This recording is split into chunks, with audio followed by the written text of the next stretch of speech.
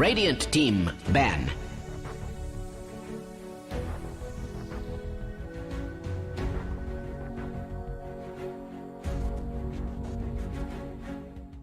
Dire team ban.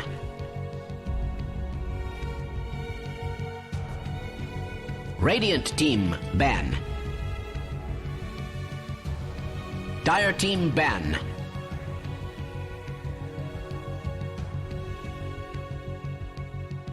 Radiant team ban.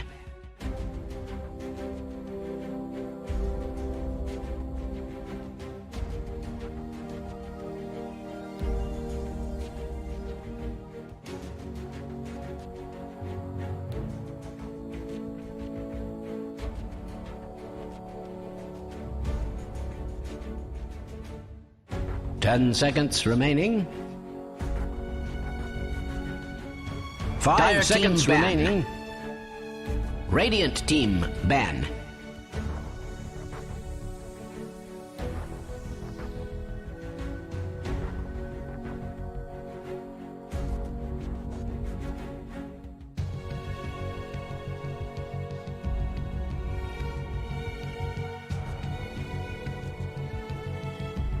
Dire team ban. Radiant team pick. Dire team pick. Imba Spirit.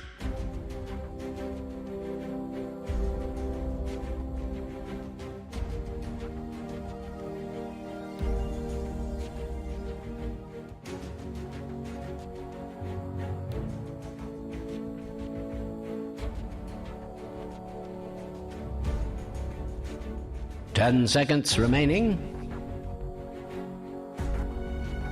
5 seconds remaining.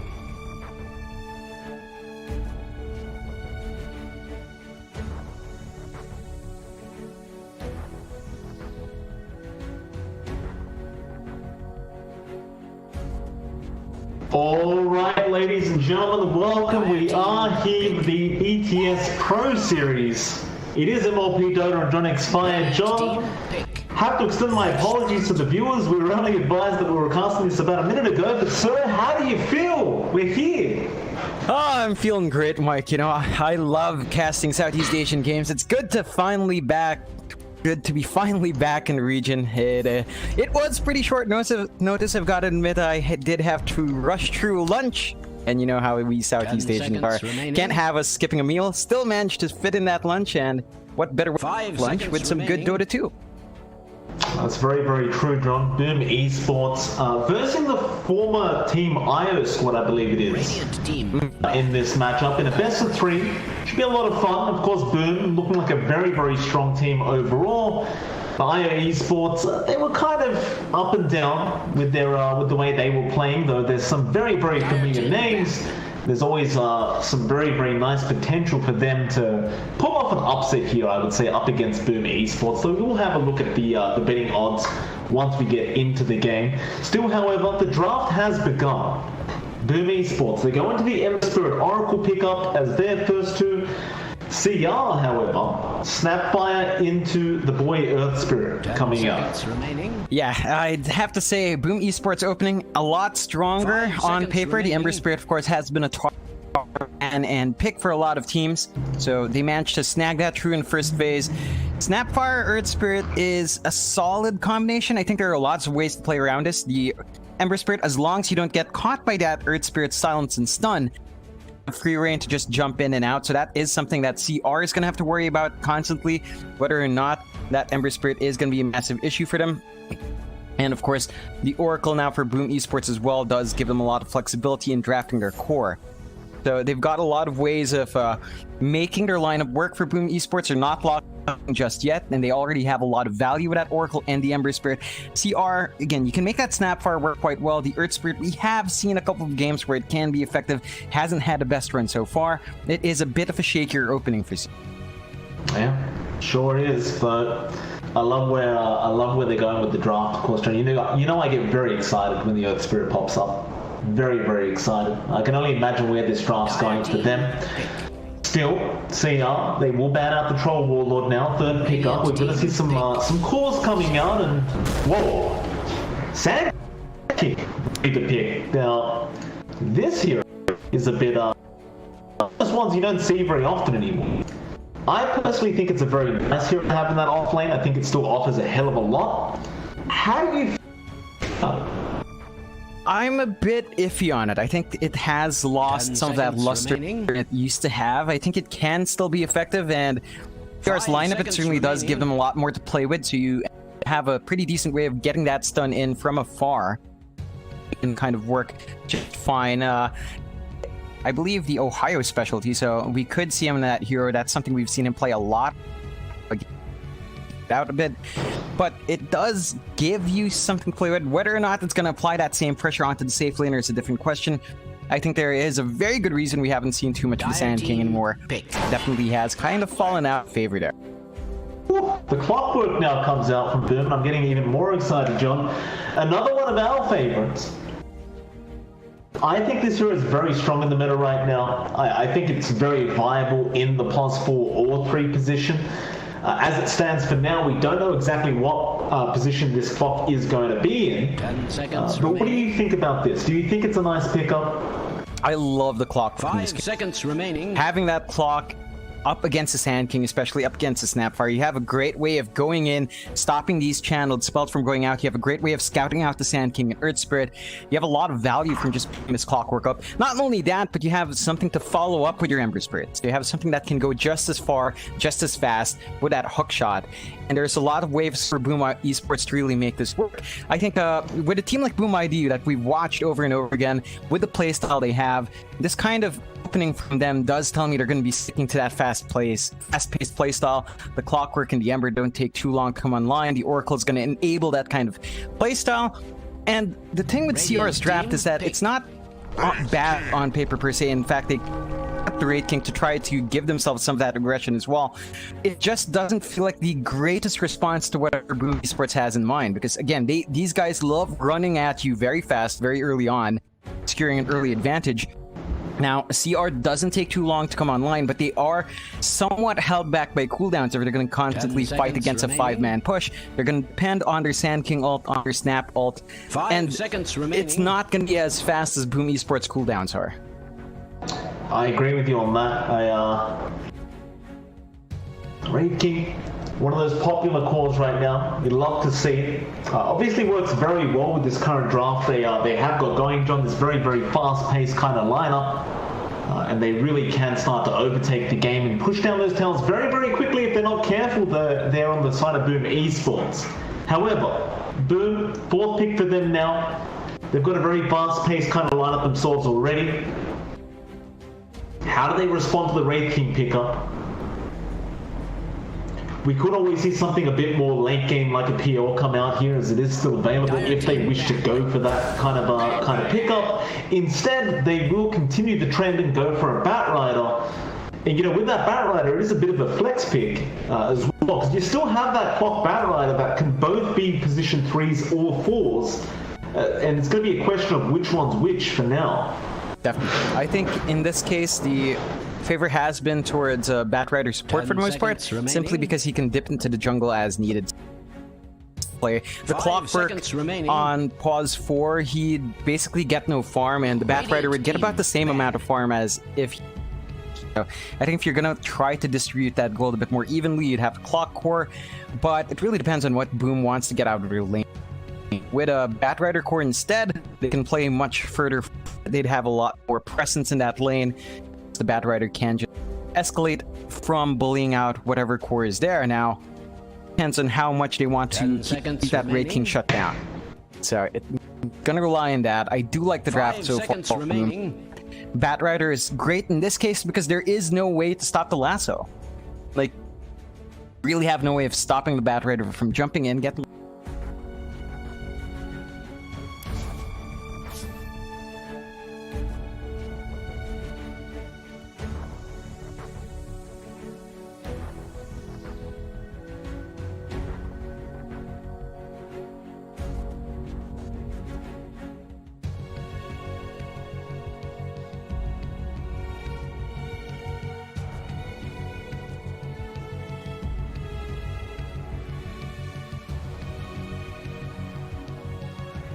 Radiant team ban. People with BTS. Not my internet, so it looks like Radiant team pick. to talk about the draft because we just want to get this sorted. Yeah, so I think the last pick is going to be much more pivot for Star. I think, especially with this kind of lineup, they'd want something that comes online fairly quickly as well, but you would want to be tied into a cool. That again, it's the. Sand King has a pretty long cooldown on Epicenter. Snapfire has a decently long 10 cooldown on seconds Kisses. remaining. Fight combination, you're looking up against heroes from 5 seconds remaining. don't really care for team fight. They just keep running at you. They don't need an AoE lock down on every single hero one by one, or isolating certain hero makes it much easier. Stars are gonna have to pull something great here for their last pick in what mid. And boom, honestly, at this point, Dire team they don't pick. really need anything special here. Very, I think, simply because you can't like some aggression from CR. Like they've got the Earth Spirit, that's a very great Alk, depending on where they lane. Of course, could still be a safe lane Alk. 10 seconds remaining. But you've got that flexibility now for Boom. You've got that. 5 seconds remaining. Well, how they distribute the farm jungle, if ever the bat has to dip in there, is another question. Although I do believe I'll order there. So you have really fast heroes coming out from Boom Esports, and CR Choose go with your the hero, Slark in my the end. Good friend.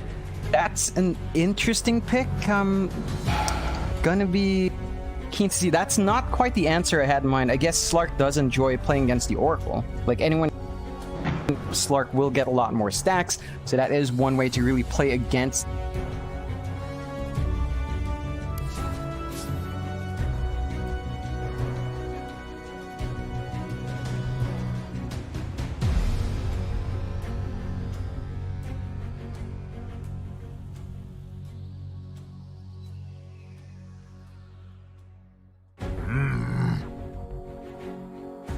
Go ahead. Select Does your look like with heroes. Ben-Hur on Slark, there is a big chance 10 seconds that remaining. we see that Slark mid, which I mean, it's happened. It's still not the most usual situation you want, and the laning situation, Slark up against Alchemist, is strange. That's the lane matchup you see too often. I do believe a Slark can play when the Alch hits around level 3, level 2 acid could be.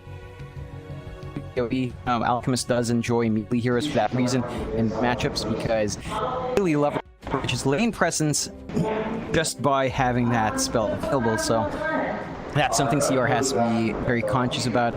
They have kind of drafted them into a very weird hole as well. They've got 3 melee cores up against an Ember Spirit, Flock, and Bat. These are heroes that can really that get kited around easily, so they have ways of keeping control on a Wraith King, on that Slark, on that Sand King. It'll be interesting to see how far they can push it. Big thing here for CR is that they can't afford to lose out in their lane. Boom ID will try to run you down very fast, but CR can't afford to lose that space. They need a lot of early farm to go into the Wraith King. They need a lot of that early farm to go into the Slark as well. So to hold out, they're going to have to ensure that their Earth Spirit pickup has to work for them. Like, definitely needs come into play. Start shutting down You really lanes, should start applying prepare its for own battle. pressure, because if it doesn't, then CR is going to be bleeding a lot of ground towards the aggression Boom ID is known to bring. Thank you for that, John. I apologize. Just confirming, we do have people looking at the tech side of things to try and sort out the lag, by the way. So don't worry, it should be fixed within a few minutes. Hopefully, they are rushing, of course, to try and get it sorted ASAP. Nevertheless, John, we look at the game. FBZ already going to get jumped on a very nice forward smash from Ohio. They start moving forward, FBZ. So Hyde will be there to intercept on the clock. KezQ also going to be there on the Oracle just in case. Looks like they will get the Batrider out of there safely, though. FBZ actually losing a BT will have to commit a Tango line with Branch very early on to sort that out. Did we confirm, by the way, is this an offlane clock or is it an offlane Batrider? I think it's the offlane Batrider, right? Yeah, it's more than likely the offlane bat in this case. Is FBZ playing, so we would assume that. Still, I think this is gonna hurt the Clockwork's progression more because he can't play catch-up in the jungle. But this is gonna ensure that your Batrider is gonna have really good timings and everything. It should at least give us a pretty decent timing into the BOTs and Blink. They are going to go for that route, so FBZ should have a fairly fast escalation there. You can't expect too much from Hyde, at the very least in terms of farm. Should still be able to get some EXP. That's really the key thing for the pause 4 clock. Okay. Well, BT faded on the Wraith King. Should have some difficulty here up against the Batrider. It's never an easy lane when you have to go up against that core or support Batrider for that matter. And this is fine. The sticky napalm comes up, slows that turn rate, slows everything, and once you've got a couple levels, you have that Firefly, you have the Flame Break, and suddenly everything becomes a real headache. By the way, John, good news, I have information that apparently the lag issues on stream have been resolved, so I thought I'd mention that. That's good news. Awesome. That's great to see. And, you know, the lane matchup for VT Faded, it's gonna be rough. Like, Wraith King is actually one of those cores that really doesn't get too much starting armor as a melee hero. He has 2. So again, once you get the stacks up on FBZ, it's really easy to punish. VT Fade is down half from sheer right-click trades with him. It certainly is, and it's only gonna get worse. Of course, we'll have a where you'll see Ben-Hur on the slot up against Makoto, and I love the matchup. Putting the slot mid up against the Alchemist, making it a lot harder of a matchup for this Alchemist. You know, generally speaking, Alchemists already, you know, are very susceptible to taking a lot of damage.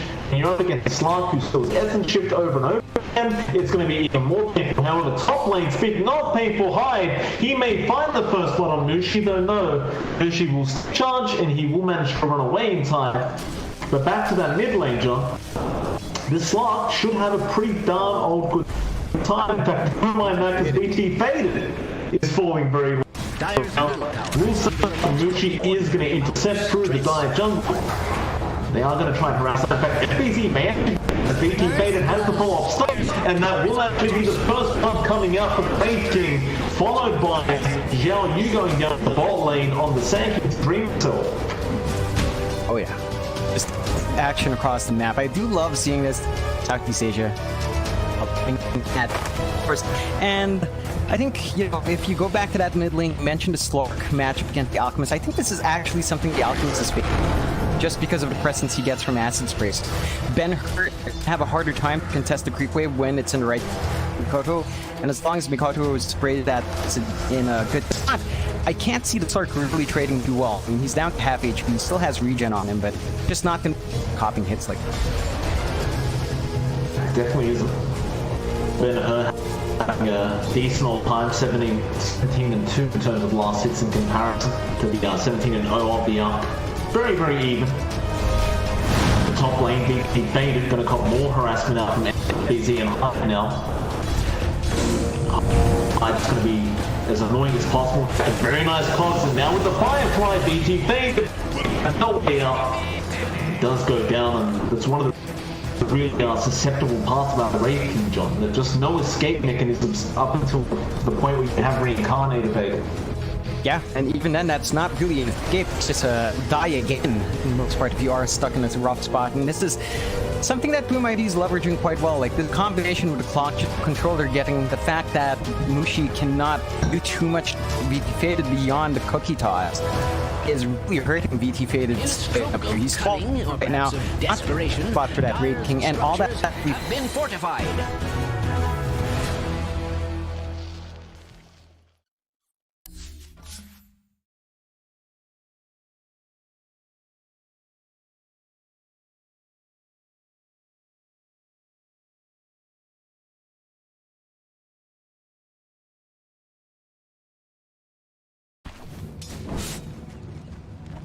Creeps there, so he'll go secure some more CS. But this is going to be a real CR. Like, you're losing that top lane, you've lost the bot lane, and mid lane is drawing even. So it kind of feels like all their chips are really stacked on the mid lane slot, but even then you're up against an Alchemist who does tend to outscale anyway. BTS, however, top lane again will go down as FBZ have the cog set up from the clock, and now we'll see the rotation there from Ohio on the Earth Spirit. He isn't able to connect the roll, and even if he did, I don't believe he would have ended up in a kill anyway. But Ohio is moving in slow motion right now, so he will start to run away. FBZ going to try and secure the other bounty rune. In fact, he's just going to try and run. He'll be perfectly fine. Yeah, and that is the first time we've seen Ohio get a rotation out. Surprised to see him committed to the top lane. I think at this point, at least at this point in the game, you'd want to rotate on that up while he's weak. Instead, we are seeing Mikoto accelerate to that level 6 in a pretty good time. He's just about a couple of groups away. And once that 6 is up, you're going to be missing out on any sort of kill opportunity on the Alk. It's just so much harder when he has that additional regen up and running. Absolutely. Mikoto going to start jungle, although Ohio going to be there to try and intercept and interrupt this farm, though Cookie is going to be there for Mushi. They have 3 heroes around Ben-Hur. They easily be able to help clean up, so Ohio will be the one to pick up the kill on the Earth Spirit. It's a very important kill to fight across the map, so you really need to shut down that Elk, otherwise we've seen over and over again, they get out of control. They're now high, trying to jump on Mushi on the snap. It looks like he won't have enough damage as the Pookie is going to come out from Mushi. But the fact that you just force 3 heroes to have to sit up, it's always going to be a bit of a win here from Boom. Like, you are just giving Dreamosol a free lane down, but he's really just not keeping up well in the Sand King either. So you're popping that bot lane to have a harder time than it already does. The top lane's really just not gaining too much, and you're starving your supports of EX. High just he made it. Ooh. A very close call on that TP. The last ticks of the battery saw it almost reaching, but not quite. BT made it. Just TPing back to his T1 tower just to get within. Looks like he will have to try and just secure some neutral camps, and be a little bit hard when you've only got 2 skeletons active, but I suppose it can be done. Again, he's going to get jumped on here by Hyde, but he'll use the cookie again and just jump out of there. And I believe that's the 3rd cookie in the row that it's had to commit just to get out of cogs. Mushi's slowly starting to run out of mana, thanks to Hyde on that clock, who hasn't even bothered rotating it. He's just very comfortable sitting up at this top lane. Definitely. We have seen Snapfires actually be more aggressive in the lane. This is a case where you're really not seeing that. And with something like the Wraith King, you'd expect a bit more, but it's just a lane matchup. There's so much the Batrider and Clockwork can do here, just so much control. Just one little misstep, the Cogs come out, the Firefly comes out, you're stacked up with Napalm. Really not much you can do, although Ked's cute. Caught out. Could be in trouble, in fact he will, because Ben-Hur's going to rotate. Yeah, with Bar strikes out, and Ben-Hur does pick up his first kill of the game on the spot. Still be feeling very nice about that. That is 2 agility stats for himself. They did secure the earlier out kill within the first 5 minutes. And, well, now he will spot out Hyde, although Hyde has a haste rune, but he found the real hero he wants. It's Mikoto on the out that he really wants to annoy. Mikoto won't even be able to finish off the jungle camps. It matters worse for him. That jungle camp did have the key. It's going the way of the Slav. The bot lane, Dreamcell, is able to find Xiao Yu on the Sand King. That was basically just a solo kill. He just ran up to him, got the chains off, and killed him off. This is the roll, so probably not going to be able to chase down Mikoto too far. But Dire's bottom tower is under try. attack. Mikoto, don't go for TP. Pounce is available, however. The TP within vision, although was this a bait? It was not. They don't want to go after Ben-Hur. Mikoto is trying to farm neutrals, but Ben-Hur again not going to allow it. Now they'll roll in with Ohio with the boulder smash. But Mikoto's chemical rage should just be perfectly fine. Top tower is under attack. But if you are CR, you're just very, very happy with the fact that he's not farming. Definitely, you're kind of delaying farm the Alk. At the same time, you're wasting a lot of time walking around to kill left Dreamo with so much time to free farm to find those solo kills himself. You've given this Cat Rider up top a free lane, so FBZ is going to have a good BOTs and Blink Dagger, as we mentioned before. It feels like you're not getting enough from CR at this moment where Boom should be a bit weaker. They're just not leveraging that hard enough. Kato? Radiant's bottom tower is under attack. Can be chased down again? They won't secure the kill. They just slow him down. To be fair, he's not going to have that super fast Radiance time. It's we hit the 10-minute mark. He's about 1.5k gold off just the Sacred Relic. So it's not going to be the fastest time we've ever seen from honest.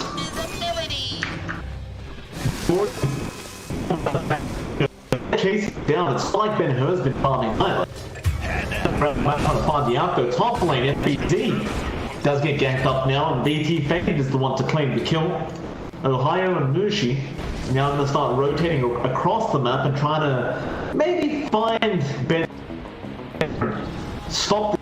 It would appear Radiant's Doesn't have vision of I've seen Radiant's structures looking so fortified. It's not going to be this. Nothing. They will still. But while that was happening, Zhao Yu dies once again to Dreamer Cell, and that's Dreamer Cell's third kill of the game. In fact, he's going to TP up. Does have reincarnate. They roll in, does connect, weak them out of time, and it's slowing down enough. It looks like definitely can Dreamer Cell. Tower is under attack. Giving a lot of golden XP away to the side of CR. And I thought that was really bad for BT, but it looks like Boom ID weren't expecting him to have the early level and reincarnate. Yeah, that's a bit strange. He was at the point where he'd have the extra points to dump into it anyway, so again, a bit of an odd commitment coming out from Boom ID. Should show a bit of respect to that movement up there. They didn't quite have all the heroes available. In the end though, every time you make a move like that, at the very least Mikado is safe, although he's being by Ben-Hur. That should be fine. Radiant's bottom tower is under attack. You've got to Ben-Hur as well on the slot. I mean, considering how much he's chased down this Alchemist across the map, his farm is actually pretty darn good. Still sitting at almost 5k net worth now. Just about 1.4k behind the Alchemist 12 minutes in, which to me is exceptional. Is being yes, we're doing a fantastic job. It's really good progress for Ben-Hur. I think all that activity across the map has paid off. All those early kills he's contributed has given him a lot more. You still worry it's not the highest gap, but is inching towards that Radiance, and it's still looking to be a fairly decent timing, all considered, with how much he had to move across the map. So you're still looking at pretty good timings from Boom ID coming out. At the very CR isn't too far. Like you look at VP Faded, despite his rough lane, he's at 4.k net worth as well, matching Dreamo's farm, so he's actually in a pretty good spot. And Pikin can start pumping damage up early. I do like his build up as well. He's going for the armlet first, so he wants to play, he wants to be with his team, he wants to try shoving people down. In fact, a very nice inventory of Dreamo. Yeah, Dreamer Cell, they got the silence off. One of his kisses flying out, but he ran up. Magnetize, definitely not going to be enough damage. Dreamer Cell be fine, he'll just bottle up. But VT Faded, he's going to try and force in this tier 1 tower now.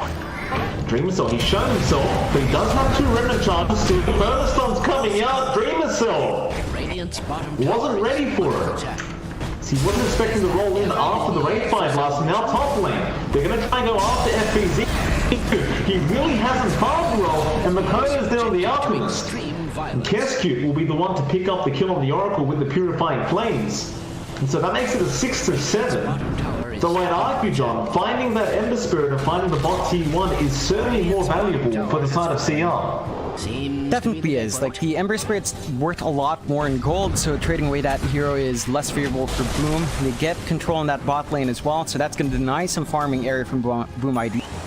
They have some really good far forward wards here from CR, which will allow them to shut down the Alchemist much better. So Boom ID is losing some ground here. In fact, they really start rewarding their jungle if they want to keep that farming pattern up. Look at Ohio. Hive does spot him out with the rocket flare. Boulder smash. They're going to connect on the Oracle, but he will just Fate's Edict, block out the Scatter Blast damage. But CR are starting to control up that Radiant side jungle now and take over that map control. They'll see Dream Missile down to bot lane. You get the stun off in time. Dire's top tower is under attack. Not quite, but you do at least force him to run it back, and well, boom. Looks like they want to try and take back control of their own jungle. They will smoke up after D-Ward. Where are they headed though? They're going to loop all the way around that east side jungle of the Dire, and well, they're going to run straight into CR. They just smoke up themselves, but it's immediately broken now. They'll go after Hyde. Hyde blows up. Makoto, he'll be the next target on the Alchemist, but I don't think Waterless Kiss is doing a lot of damage. Makoto gets stunned up. Do you have enough? They definitely do. Ben-Hur does also get another kill, I believe, in the back, and yeah, he found Kesku. It was a bit of a mess, but Boom ID lose out on that team fight. They really do. They're starting to bleed a lot of ground here. Sure, you have a Radiance up on your Alch. You don't have level 6 on your Oracle just yet to really allow that Alchemist to just stand in front and get the damage out. So you're missing out on a lot of opportunities. You're having Kescute at 6. You need to give that Oracle some EXP to grow. And you need to be really cautious about these moves. They went for an aggressive movement after dewarding their jungle, after knowing that perhaps there were heroes in that side. They did lane. They loop around. They were scanned out as well. Just took a really unfavorable fight. Rather unfortunate for Boom. Really good movements coming out from CR. And as long as they can keep that up, they're going to get a lot more in this game. They're behind by 1k. That doesn't say much when you're playing against an Alch. An Alch wants to be ahead by a lot more. So there is a 1k deficit in favor of Boom, but a lot of that is just on Mikoto. Radiant's structures are beautifully fortified. Radiant's middle tower is under attack. I have no reason to lie about such things. I would like to point out that Radiant's middle tower has fallen.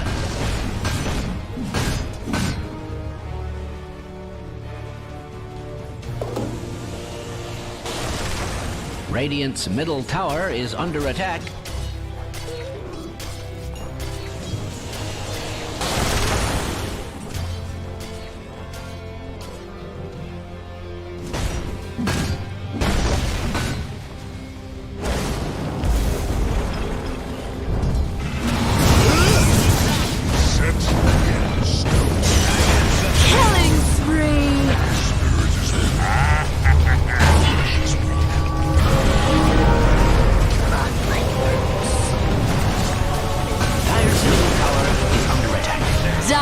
Radiant's bottom tower is under attack. Has that ever been cause for celebration? Radiant's bottom tower is under attack. Oh.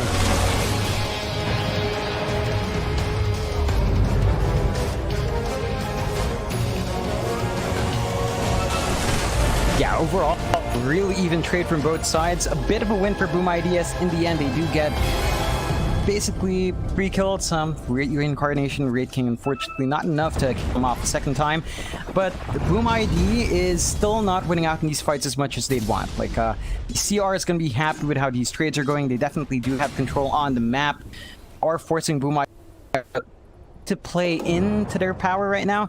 Like, you'd expect some ways to scout out Mushi's Snapfire, that channeling on Mortimer's Kisses. They haven't been able to do so. They have to commit that hookshot on closer range targets or in bigger cores instead of scouting that. So every time the Pogs comes down from her clockwork, it's instead of trapping an enemy hero in, Mushi just aims straight at the Pogs every single time, and that's always going to be an issue for Boom ID if they don't prioritize finding that Snapfire in the back. Dire's structures are fortified.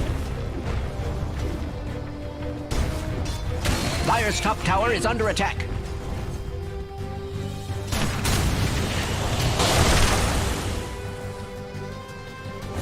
Dire's top tower is being attacked like nobody's business. I can't predict this.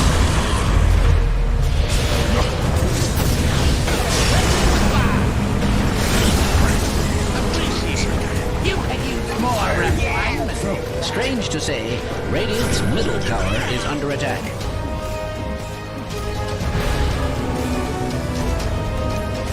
Killing spree! Radiant's middle tower is under attack.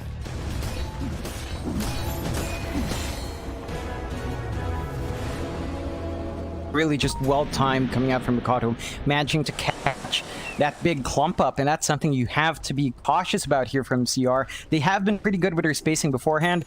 I guess they just did forget that that can happen. Of course, you have that BKB up and running on Mikado as well. He didn't have to pop in that last fight. He still has a full charge, and that's going to be a massive issue here for CR. A lot of that damage right now is going to be magical onto this Alp.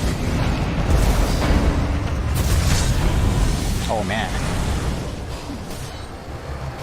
Dominated. Let's go. What have you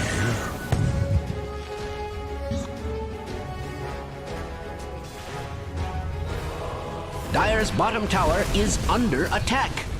Dire's structures are fortified. They are looking quite robust.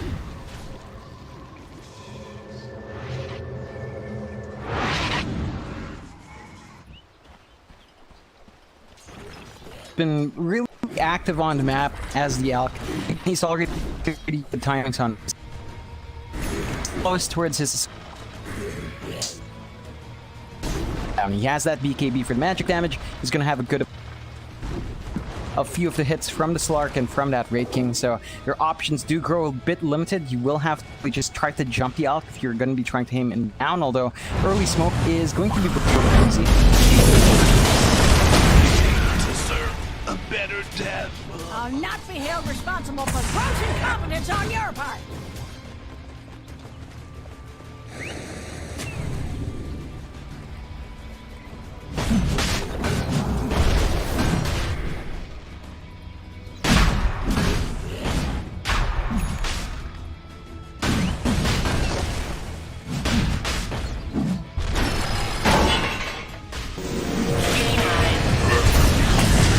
Middle tower is under attack. Mega kill. I feel like a broken record.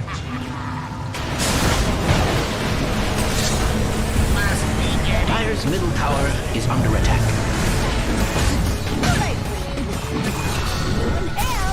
Let death become peace. Killing. Double kill. Away your ignorance.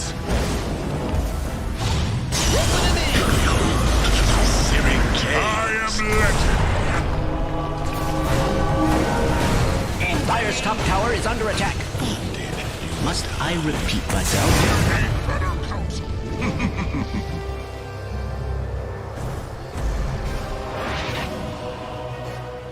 Dire's top tower is under attack. Must I repeat myself? Dire's top tower is being attacked like nobody. Yeah, it's a strange choice. CR does, I believe, feel a bit of that pressure now. They are starting to lag behind network, and that is a very good gap for the Alk now at 5k for his team, 17k on the Alk, 7k ahead of BT Faded. Oh god, Ben-Hur walking up. Radiant. Didn't you hear me telling you to throw it? Dominating. Bury him somewhere beautiful.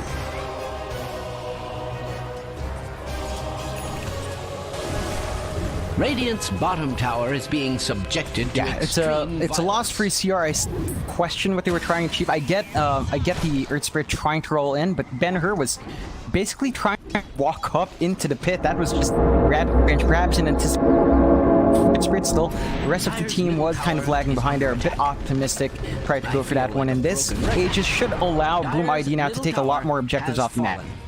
Here one mid, they can start outside of CR and really just start to regain some lost map control.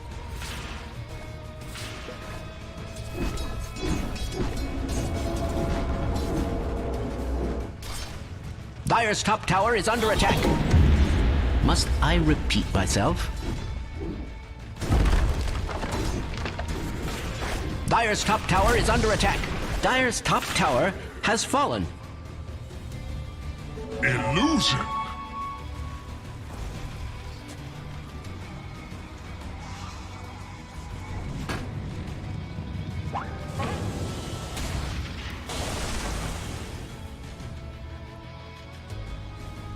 Dire's top tower is being attacked like No, nobody's it definitely business. doesn't. I think the Great King's in a weird spot because he's one of those heroes that enjoy the Maelstrom as well. They can still itemize fairly well, but the does. Less than Mushi now being caught out.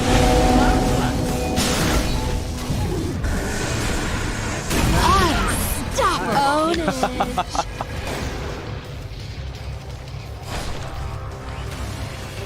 Radiant's middle tower is under attack. I have no reason to lie about such things.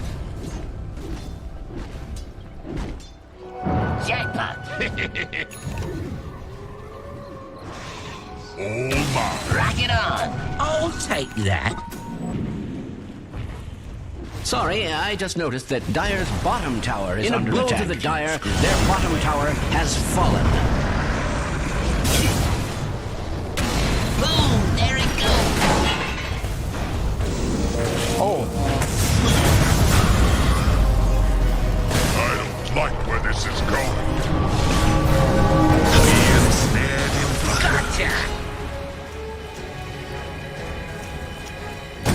Wicked sick!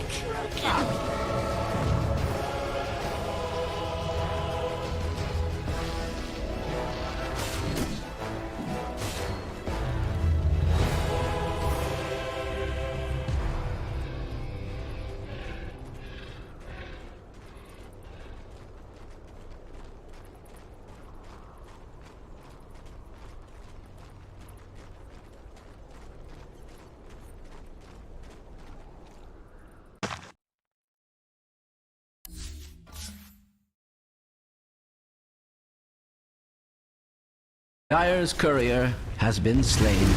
Dire's middle tower is under attack. For our yeah, you've got all the tools available. Are fortified. Got basically everyone set up, and the high ground defense is going to be hard to pull off for CR, although they can. Radiant's top tower is under attack. Mega kill! And not in a good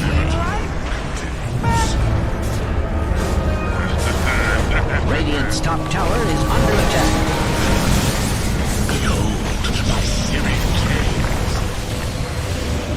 Monster kill!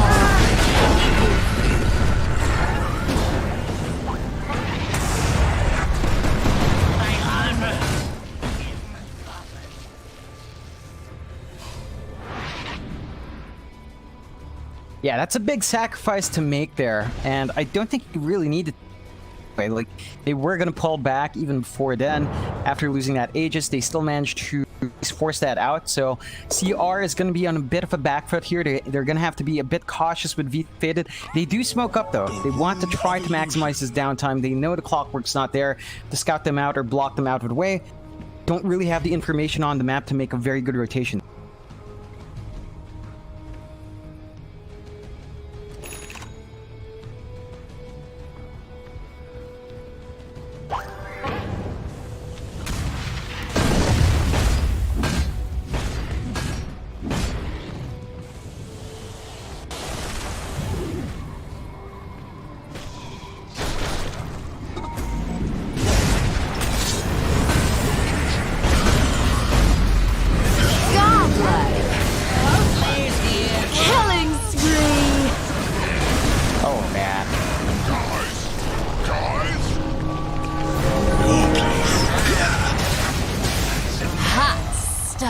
Double kill. That's a dieback on VT Faded. So he bought back for no real contribution to that defense. Does get punished for it. And a big opening here for Boom ID. They could just try to go again for that high ground. There's no objectives outside that they could take. Roshan is still about a minute away until we find out when he's actually going to respawn. There's really nowhere else for Boom ID to be but in that high ground, and they are going to start applying some. Dire's middle tower is under an extraordinary amount of stress. We're back! We're good. Dire's middle tower is under attack. I am required to point out. Has fallen. Holy shit!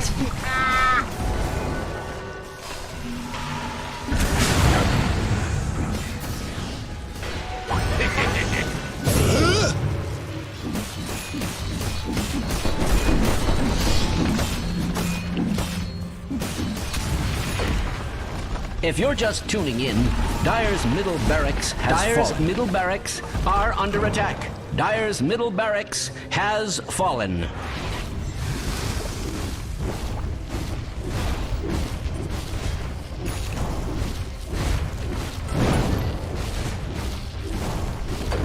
Dyer's top tower is under attack. Yeah, nah, you probably can't. Like, the epicenter is gone, the kisses are down for about a minute. You're gonna lack damage with just BT faded in front. You're gonna have to accept at least 2 racks down. I mean, you might be able to save your tier 4s and last set of racks. I don't think Bloom ID is gonna be going for that, although Mikoto. Hot stuff.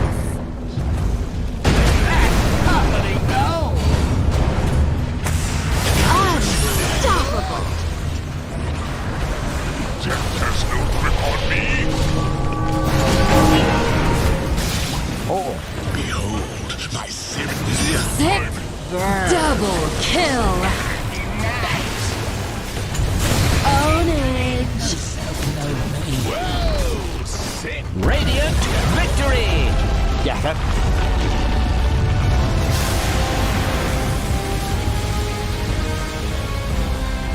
Yeah, no, it's a bit iffy.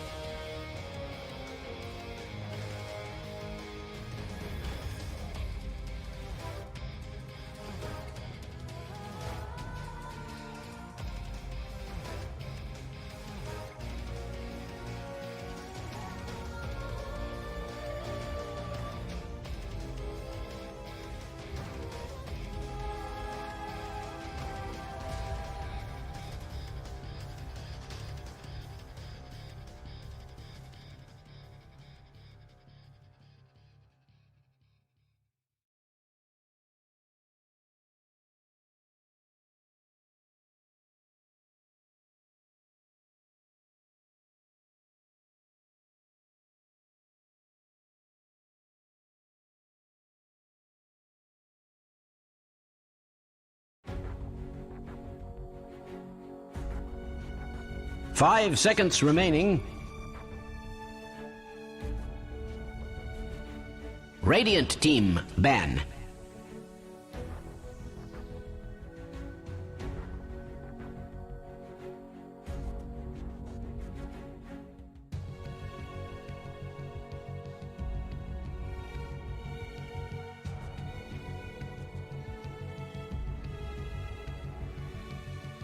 Dire team ban.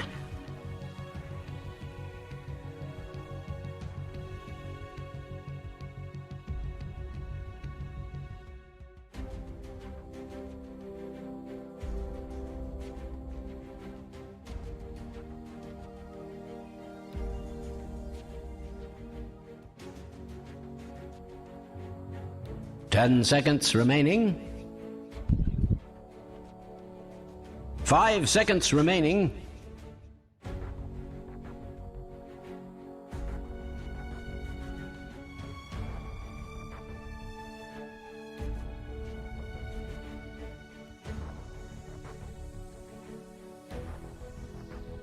Radiant team ban.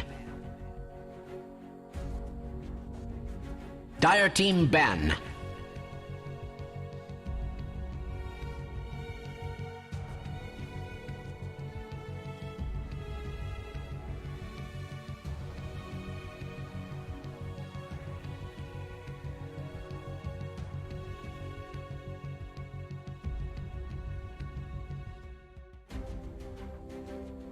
Ten seconds remaining. All right, ladies and gentlemen, welcome 5 back. We seconds are here for remaining. game number 2 between CR and Boom Esports. Radiant team It is MLP, ban. Dota, and John Expired. John, saw game number 1, Boom Esports. They finished the game and won in about, I believe it was 31, 32 minutes. It did look like quite a dominant victory Dire team ban. for Boom Esports. I'd like to ask you, where do you think CR went wrong in game 1?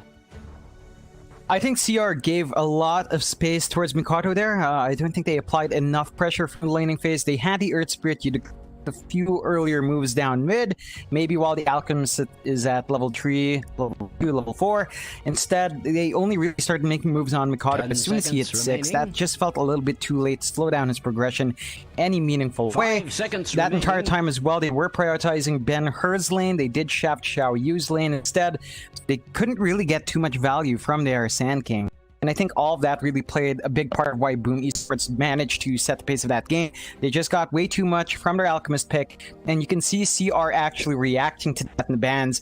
Radiant Ban the team Alch. Now that's ban. something you really don't see too Dire often, team but ban. Mikado did have a great game 1.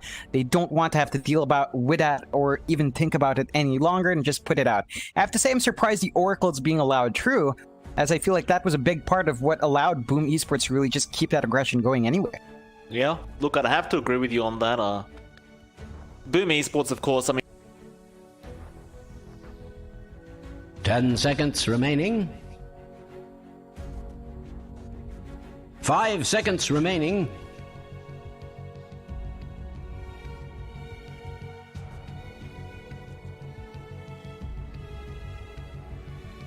Radiant team pick. taken up to in this draft, as it is about to begin, and they have already gotten rid of the Alchemist this time, so we won't have to see anything like that Dire team popping out. CR, Ember Spirit. they'll take the Ember Spirit for themselves Dire this team time. pick. Yeah, I think that's fine. Like, again, we talk about the Ember being a high value hero. It just goes in and out quite fast. I love the reaction from Boom Esports, though. The Pugna, probably not the best one. Like, it can be bursted down by the Ember Spirit, although you can burst the Ember back, burn through that shield quite fast, and punish any sort of movement from him, reducing his spam ability with a Nether Ward. The Beastmaster, in and of itself, does give you a great way of keeping that 10 Ember Spirit in seconds control. remaining. You have a solid stun to ensure that you get enough 5 time to seconds whack that remaining. Ember Spirit. I think that's going to be a great tool against that. You also have great push potential with a Beastmaster Pugna. It's going to melt these towers fast. The Beastmaster summons will melt those towers fast as well. You've got great vision with those Flying Hawks. A lot of value from this opening from Boom Esports. I think it undoes a lot of what the Ember Spirit wants to bring here. Look, I can't really disagree with you on that point. Love seeing the Beastmaster Pugna coming out, I've got to say. At CR, see how they finish off their own opening duo as They have gone into their reserve time for this one. It's just funny because we were doing a podcast just about 30 minutes ago, John, and I was talking about how powerful I think Pugner is right now on this meta. And well, CR, they will go into another very powerful pick, one you brought up. The Oracle comes out. Yeah, I'm surprised that hero slid through the bans. It does look like CR is going to try to make Boom Esports draft work against them. So you've got the Ember Spirit Oracle now on their side, and it can be interesting to see if they can have that same impact, right? They have a great way of sustaining the Ember Spirit, or any hero really. Still kind of touch up their entire draft to really build off that durability that the Oracle brings. You've got great ways of mitigating the Pugna's damage now as well. Remaining. So that's going to be really helpful, since you are going to be worried about that damage coming out, and you have a way of counteracting that Beastmaster stun with the Oracle. So all of this is going to be playing in hand. I love the back and forth in this draft, trying to undo what the other side is doing. I think in the end, this is still looking pretty favorable for Boom ID. Sure, you mitigate the burst potential from the Beast and Pugna. You are not slowing down their push. Certainly feels that way. I'm sure there's a bit more push coming if CR aren't too careful. Of course, you still have options like the Lycan. If Boom Esports wanted to pick that up, it definitely has been nerfed quite a bit over time, that's for sure. But with the lineup you've already seen coming out of Boom Esports, you add a Lycan on top of that, and they're just running over you. Like, it's no question about that. Boom take a bit more time. Third pick now. They don't want to reveal too much too early.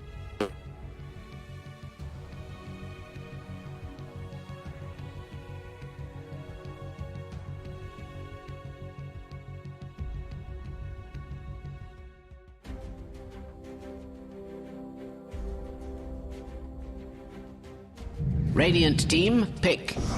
Silence. Okay. Silencer comes out. That's it fits, right? You've already got an Ember, you've already got an Oracle, you get that global silence out, and suddenly things become a hell of a lot harder for CR. Definitely. It's just really good to ensure the team fights work in Boom Esports' favor. You're always going to have that upper hand, despite not being the most popular hero anymore. I think there is still some potential in that. It is going to be interesting to see it match up against what Boom Esports does have. Like, they can burst the Pugna very fast. That's the main target in mind. A blink avalanche toss onto the Pugna to take him out immediately. 5 seconds be remaining. extremely effective, or the silencer. Either targets are pretty squishy. You have a wave tearing through that backline. You will need to build your tiny up though. Like, invest in a blink before that can really happen in consistent manner. Beyond that, of course, the tiny is just going to give you that much stronger laning presence. Still keen to see what it partners with in lane. We don't quite know that yet, but Boom Esports does pick up a Morphling. They do have that leeway with the tiny being revealed.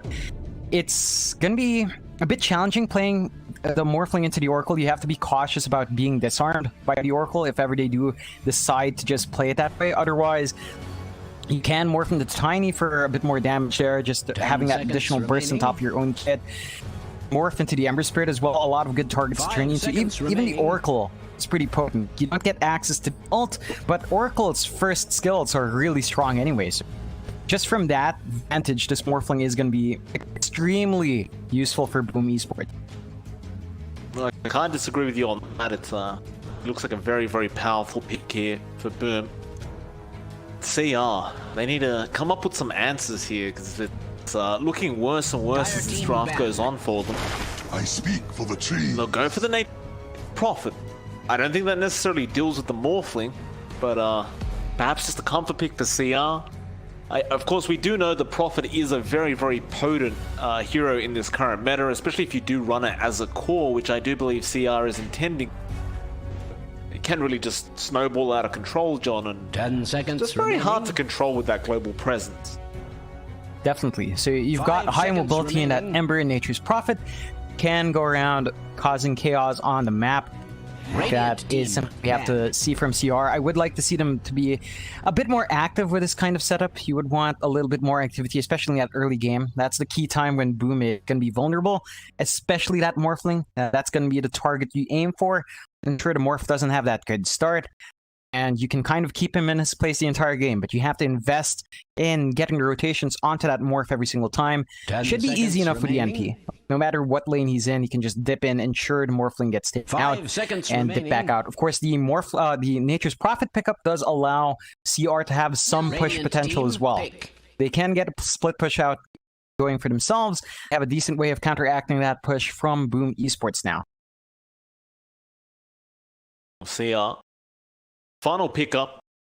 Plenty of reserve time if they want to have a think about this, and I have a feeling they may want to have a think about it because I Dire still team think they pick. have fallen behind in their draft. Though no, they'll go for the PL, and to be absolutely fair, there's no real hard counter towards the PL this game from Boom Esports, apart from maybe the Pugner, you could argue, but I don't think the PL should have too rough of a game, assuming Boom doesn't have some amazing last pick. Yeah, it does look like a very 10 good Phantom seconds Lancer game. remaining. Direct counters here for Boom. They don't really have the best wave clear 5 so far. I seconds mean, Pugna remaining. can wave clear, but if those Phantom Lancer illusions start to tank up, you're really going to struggle to melt them down. It's gonna be hard to isolate that real heat wall. So options are limited. Like, sports won't be able to pick an Ember because it's out of the pool. They do go with ahead. the DK in response. Select your heroes. So they've got some way of splashing through those illusions as you do scale on. The Breed Fire is going to be very useful in that sense as well. But it is a bit of a tricky one for Boom Esports. They can still play aggressively. They don't really need to worry about the Phantom early on. It's going to be a major threat until 15 to 20 minutes in. That is something Boom Esports can play around. At the same time, if they don't get a big enough lead by then, even if Mikado gets very, very big, it's going to be hard to play up against properly set up Phantom Lance. As long as he has enough illusions coming out from him in the middle of a fight, you're not going to be able to isolate the real one, and he's going to be able to tear through your backline entirely. That Dragon Knight, though, John, it does add even more push potential here for Boom, right? They've got a Beastmaster, Pugner, and DK. If you could get the PL, Ember, and Prophet up to scratch, if you can get to that late game stage, that's when you start saying Boom might be in trouble. Early on, though, I'm very afraid for CR's draft because it does take a lot more time to really be online. Definitely. Like, again, the PL's not going to be an issue until 15 to 20 minutes in. You're going to need some farm on Ben-Hur, and you really have to give Xiao Yu some space to get big as well. He did get shafted a lot last game. You're going to have to try to give them good enough farm at the same time, maintaining that pressure. So CR has to choose its targets right. They have to know which lane they're going to have to shaft, because Boom Esports will make it hard to win every single lane. You're going to have to accept one of the lanes is going to go rough. So they've got to prioritize here. Are they going to give Xiao Yu the harder lane? Are they going to give Ben-Hur the harder lane? Or are they just going to give give VT Faded the hard lane? They're going to have to split those resources up, and I'm sure Boom Esports will try to respond in kind. It's going to be an interesting back and forth in game. Well, we do see the betting odds for this map 2 winner up on the screen now. Missing again the heavy favorites in this matchup, and this you're not really too shocked by that. CR definitely looking a bit better with this draft, and if they could just kind of wait out the storm that is coming from Boom, they may be able to force this to game number 3, and of course that's what we're hoping for. We just want to watch some more Dota. Really, I'd rather it never ends. It was up to me, 30 John, seconds to battle. unless, of course, it's a Tinker Arc Water game. Will literally never end, and I don't want to watch that crap. It's Tinker Arc Water, but Don't forget he's there. That would really never end. true. None of that though. Ohio is going to interesting position here. He does have a nice toss targets here in Kesku. He could toss it into his heroes, The but battle begins. so much kill potential here against the 3 of Boom. There they go. So instead, Where he are will go they ahead and steal that out, that banner rune off the side of Boom ID. It'll be a 2-2, nothing too special. Ohio I don't will think we just mentioned it. roll his way up. Didn't mention McCut actually playing mid that Morphling, and we're gonna see Dreamo up top on the DK. Bit of a shake-up here. Mid Morphling against the mid Ember. Enough. It's not something you see too often, but I guess you can't really disagree with it. If you are Makoto, like, you should have a slight advantage on that. Even Kescu kind of just dipping into the mid lane for a bit, trying to harass out the Ember. Not too sure what the point of that was, but he did show up. Yeah, it's a strange shakeup. I don't think the DK up against the Ember would have been bad, and I don't really think that the Morphling up against Prophet would have been too rough as well. So looks like they just don't want any of that rotating potential from Ohio for the toss to be out there, and want to give the Morphling a fairly decent 1v1 lane. I mean, he does have very, very high base attack when you get the Agi shift going. Seems like that's the way you're going to harass Ben-Hur out. Even though he gets close for the Flame Guard, as you he just wanted down with strike and it's gone. It's always very, very nice to watch that happen, and Makoto can always just juggle his HP, make it very difficult for Ben-Hur. In fact, he goes more down. Look how low Ben-Hur's getting. Just have to be careful. He will commit the salve, Makoto. Won't have the waveform, so he can't waveform in and cancel that one off. Overall, it looks to be a very, very nice start for Boom ID once again, though. You look up at that top lane now. Dream Missile and Kescu up against Xiaoyu on that Prophet. You kind of mentioned it already, but the DK really shouldn't have too much trouble in this lane. Like, I can't imagine Xiaoyu being able to force him out with timing. Nah, definitely not. It would take a pretty good toss from Ohio to get that done. It does toss into the creeps, but it's gonna cop a lot of damage out of this. Kescu gonna be there with the follow-up, and Ohio may be dead. In fact, Dreamer Cell does find it with the Breathe Fire, and it's really that easy. Was a bit optimistic to try to get that toss off, and he's trying to get the pull, but committing the toss after getting the... And Chris on top was gonna be painful no matter what, and it does pay for his life. At the very least, it does kind of get a reset, but you know, tiny sort of low tiers that every single point lost. That's something like a Silencer pool. As a support, that limits your spamming of spells, and that's always going to hurt your viability. That's very true. And I guess it's just going to be very, very annoying on this Silencer. See how many more kills he can try to, how much he can find. It's down at the bottom. BT faded on the PL. Muji up against FBZ and Hyde. Or BT faded, I should say. He's having a very, very nice time on the PL. Currently sitting at 19-0. So seemingly not much they can really do to slow him down yet. Though I've got to say, John, once you on the Beastmaster, those level 3 balls, they really start to hurt. The mid lane, both heroes are dropping very, very low. Makoto and Ben-Hur going at it. Both will survive for now. Top lane Ohio, he'll find Kescu to the Silencer. And Ben-Hur and Makoto, it will get out with the lives intact. Yeah, it's a lot of back and forth that can happen with these two heroes now. You will have to wait for Makoto to shift out and pop his salve at some point. Though he does get a rotation, just to relieve some of that pressure. Kescu coming in for a couple of right clicks, and that's it. You know, so far, a bit of a better game. I'd have to say, sure, right now, Boom is winning out in two of the lanes, but they are giving VT Favored a much better time in bot lane, though he is getting a lot of damage in now.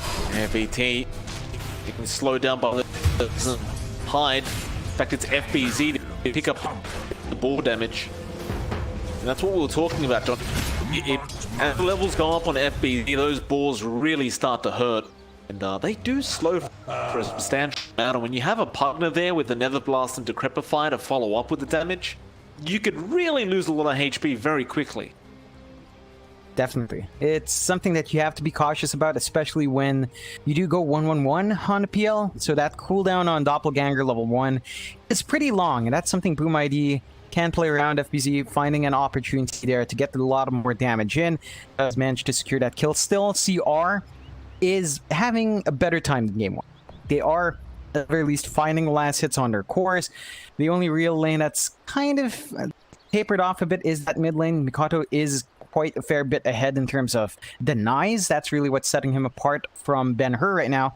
Beyond that, I'd say it's a much more even time than game 1, at least in the side lanes. And that could spell the difference here. They have to ensure that Phantom Lancer VT Faded does get what he needs bot lane. Like seeing that Mushi's just sitting still there. There is no real need to rotate down mid. We've been seeing Boom ID really doing that more with Kezki, just to ensure that Mikoto doesn't die, and it has been a worthwhile investment. This is something Boom needs to maintain. Just keeping the Morphling alive, ensuring that he doesn't taper too far behind in terms of that early game. Once they ride through that weak phase of the Morphling, he can kind of farm up by himself in the jungle. That is what Boom ID should be in. They're going to have to give that jungle space to him. Primo Salt's not going to need it at the very least. The DK is a bit less farm reliant in that sense, so they can play with their farm distribution.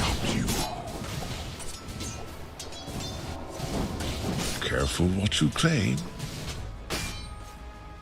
Pull roots and run. The flames rush forth.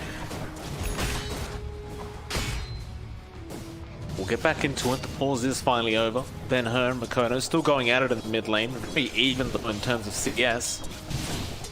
Just keeping up with each other. It looks like Ben-Hur is going to activate a haste strip and start running up top. But he'll just secure both bounty runes up at the top lane while Nushi does get high on the Pugna. It was only Nushi alone just finding the support Pugna pickup, but that's the cool. You know, he has hit level 4. When you've got level 2 Purifying Flames, you really can't underestimate how much damage they do. Definitely. It's a lot of damage that can fly out from Oracle now, and that should allow him to at least have a little bit more presence against Hyde. You know, that's the one thing with a Pugna. Really squishy, doesn't get too much HP by himself. That is very easy to punish. Bot lane, they're going to try on the PL, the VT Faded does have an early level on Doppelganger now, and he'll be fine. Thing is, with that one level in Doppelganger, the cooldown is very long, so keep an eye out on Boom, because once they see it go, they may make a secondary jump if VT Faded does come back in for a CS. Especially once you have the Primal Roar up, that's when things get very dangerous. So there is going to be a rotation from Ohio on the Tiny, but Ohio is dropping a lot faster than he's actually getting anybody, and he will go down to Hyde, and now BT Faded. He'll try to go after FBZ, but can't keep up with that ball slow, and now Xiao Yu tries to do the same thing onto Hyde, but they just aren't able to catch up. Instead, they may find Kescute and Do on the Silencer. So ultimately, it will be a 1-for-1 trade. Though if I may add, John, that was, I believe, another 2 points in int stolen for the Silencer. Yeah, just a little bit more going away with Kescute there. They do force an early rotation out from Xiao Yu, but that is something you should expect from Nature's Prophet. Is free to get rotations around the map. Still, I don't think you're going to be too upset if you're either side. You are just trading rather light targets here. That time investment is a bit more in CR though. Like, they rotated Ohio earlier on as well, and the Tiny is definitely not getting as much EXP as you'd like. Still stuck at level 2 at the 7-minute mark. He's gonna need a lot more on the Tiny before he can start pumping that damage out.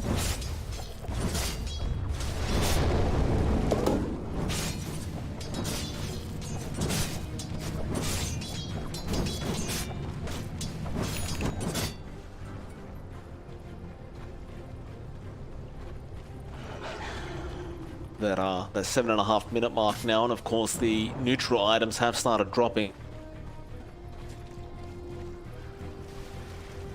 Gonna spot out Hyde on the river, but Makoto's gonna be there just in case he needs it.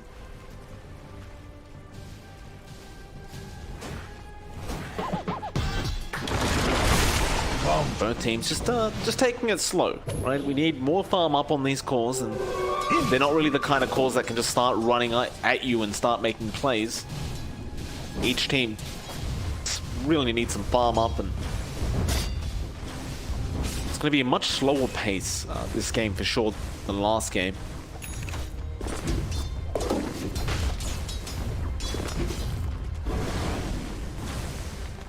I left at the top lane by himself, so he does get some nice XP on the Tiny. Does now hit that level 4 mark.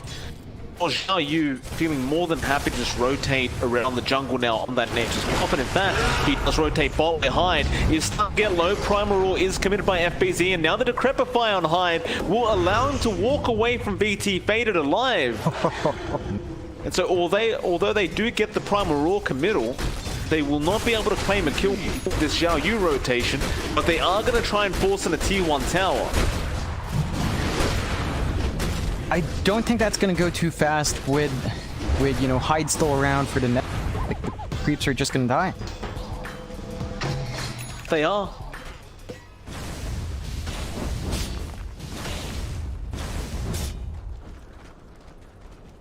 So again, you see CR trying to rotate in, right? Drag in Zhao Yu across the map to try to find those kills. Paying off yet. Like, I like the pressure coming out, but it doesn't feel like they're applying the pressure on the right target. You'd expect them to keep a Morphling who can't really do too much right now in his place, but once again, Mikoto is kind of just allowed to bully out Ben-Hur and take control of that lane. He is at 68-21 compared to Ben-Hur's 52-4. He's scaling quite well, has his Morbid Mask up, can really just start farming wished. And I think you're going to see a pretty good time on this Morphling's E-Blade if that's Hyde's fresh that first.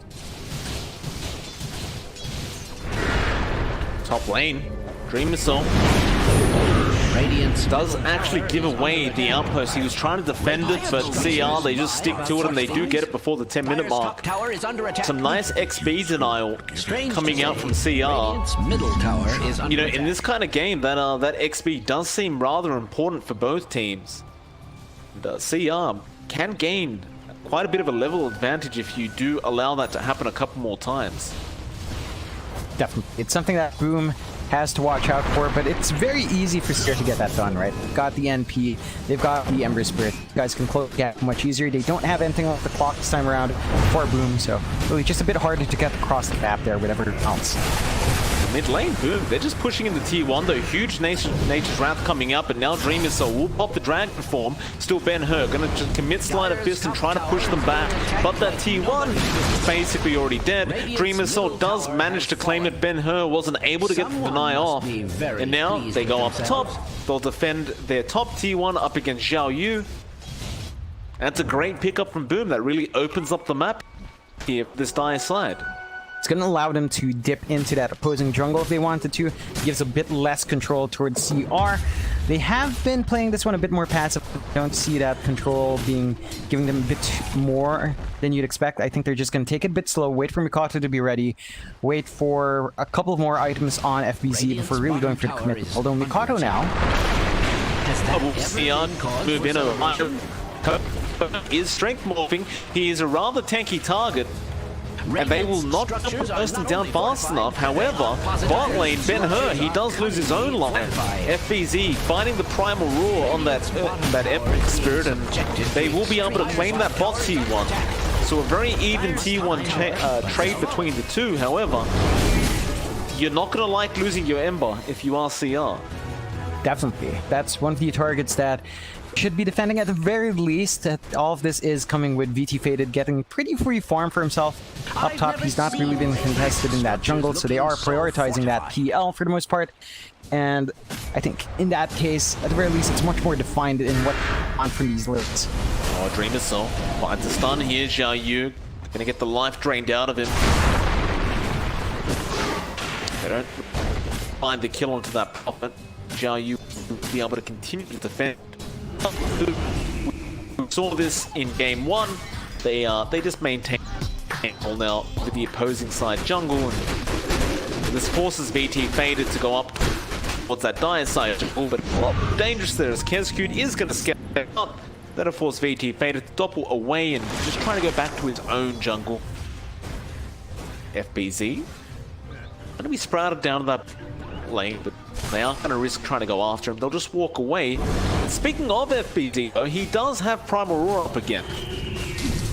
So this could be a very dangerous point for CR if they do get caught out here by the Beastmaster, who is actually trying to Ancient right now.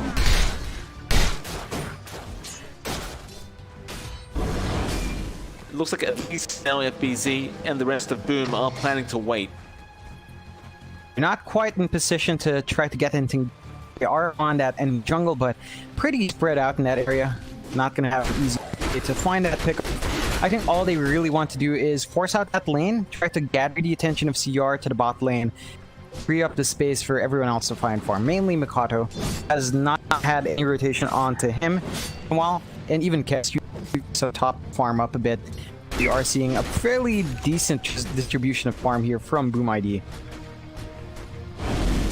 Mid lane, and her trying to push it in a bit up against Dream herself, so just happily pushes them back. Regeneration. You know, I've got to tell you, I've been watching Ohio quite a bit on this Tiny.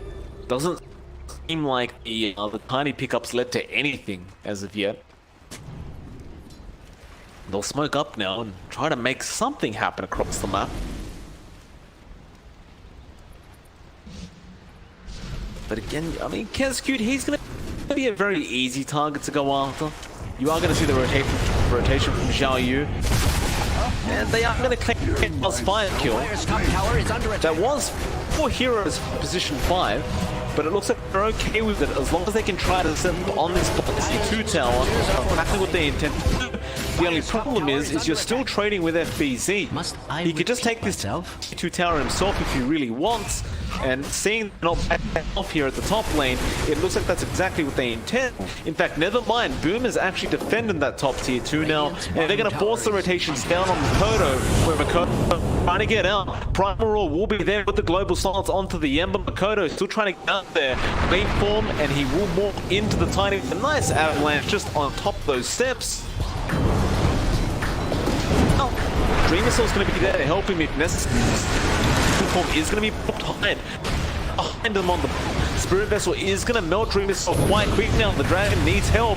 He will track back, but the chains do miss completely in Dream. He looks like he wants to go back in, but he does think better of it. He backs off and see with me. They don't really find anything, so they're going to try to go after that T1 now. You've got that up onto VT faded. That is a rather not power spike for him. Avalanche going to be there. Dreamercell again being healed up by Hyde. He does just Shadow Blade. They drop a sentry, however, and they should be able to claim the kill, and they finally do. The Dragon Knight does go down. Middle tower has fallen. Should give him the tier 1 mid and they trade away their tier 2. That PC does finally find that tower and change. That's a bigger win for Boom that will allow access to that bot. They managed to kill off the DK, which is a bit of a loss for Boom and a bit of a win for in the end, but they spent a lot of time just trying to kill off Mikoto and Dreamercell. I think all of that time really was, considering what they lost in the bot lane, not too of a trade for Boom. And again, they're still farming up Undermorphing. Mikoto is just one part away from that E-Blade. I think that we can expect a little bit more coming up to Boom ID. Are just at 700 gold away from that item, so once that's up, they can start to tear through and start force fights. They are giving BT a lot of space for himself to get big. As mentioned, he already has that Diffusal Blade up. It looks like he is getting another one up. I'm not sure if he's going to finish that, but he is going to be going for the Manta next, and that's just going to make it so much harder to get the proper lockdown onto this hero. BZ smoke up now, trying to find a pick off, though they really would have loved the PL, but he's already TP'd out, and seem to know something is a little wrong here, and they're probably not going to stick around very long. Just going to stay in that tree line, and you've got to be slightly worried because you do have access to those Beastmaster Hawks. Instead, however, Boom are going to push the T1, and you've got CR in the backlines waiting to come in if necessary. Boom, they try to jump Xiao Yu, but here comes the cavalry straight through the backside. Global Silence will be committed. Kezcute going to take out, and now the Primal Roar from FB from the Ember. But where's the follow-up damage? They may have it now with the Chains. Ben-Hur, he does finally drop, but you've lost Dreamercell on the Dragon Knight, and it looks like that'll be the end of that. A 1-for-1 trade. Maybe they find Ohio. Makoto has the Ethereal Blade, but the Fate's Eating will block out the adaptive strike damage. Now Makoto, a bit of a sitting duck. He tries the man fight, but it's not going to be enough. He does tick out. And CR, they take a very successful team fight for themselves. Uproot you. Yeah, they get the targets they really want from that exchange. They only drop her Ember, which is still a bit of a loss, but not as big of a loss as what Boom Esports did have to trade for that. Their Morphling and their DK once more. Big targets to take out here for CR. That was the E-Blade reveal coming out from Mikado as well. Really surprised. He got the shot off, but he couldn't get the adaptive strike off. And when he finally did, it was while the Fate's Edict was on, so he couldn't even get that done. It's a bit of a missed opportunity with that deal. There is going to be a massive window for Boom ID where they're vulnerable here. They're not going to have any sort of defensive item on Mikado anytime soon, and this is something DR can play around with quite well. They're just slowly building up, and it doesn't feel like Boom ID has the response needed to stop this progression from CR, right? Like they are not stopping VT Faded from getting his farm up. They aren't stopping Ben-Hur from getting his farm up. Everything is kind of lining up here for CR. They are getting control on the map, playing quite well. Boom just can't find the targets they want. They do kind of lack control in a certain way. Like once that global silence is down, they are vulnerable. Might fight again Hyde, looking to move in there with Makoto, but the whole of CR are basically there waiting. Ben-Hur, he pops a DD, he wants to fight as Hyde, may blow up, he survives. They've lost Mushi, however, on the Oracle, and now Boom. They're going to feel confident to keep moving. How do you catch anyone? Tower is being attacked like It's all up to FBZ on the Beastmaster to get a prime roar off, but he fights, and with that, you've lost an Oracle, you back off the CR, and nothing else comes out of it for Boom. I think overall, again, CR is going to be pretty okay with that trade. Just giving out an Oracle for that, not the biggest issues in the world. And Boom ID are still trying to force out fight. Their big spells up. And at the very least, they have the global silence up. So if they wanted to make a move, this would be the moment. They have the global silence, they have a roar up. They do not form though, as they did have to go that earlier on. So perhaps wait out for that to be back up before getting any sort of moves on. Otherwise, just try to farm up in Mikado. That's the key thing. Once this Morphling has a BK, it's going to be a bit easier for it to get the damage. Before that, it's just a bit. Xiaoyu up high, gonna get jumped on here on the Pugna. Still, they turn around on Ohio and they do find a kill, but now Xiaoyu comes in behind. They did get Hyde as a trade, but Makoto, he's a bit more of a tanky target again, and he does manage to walk out of there. Still a 1-for-1 trade.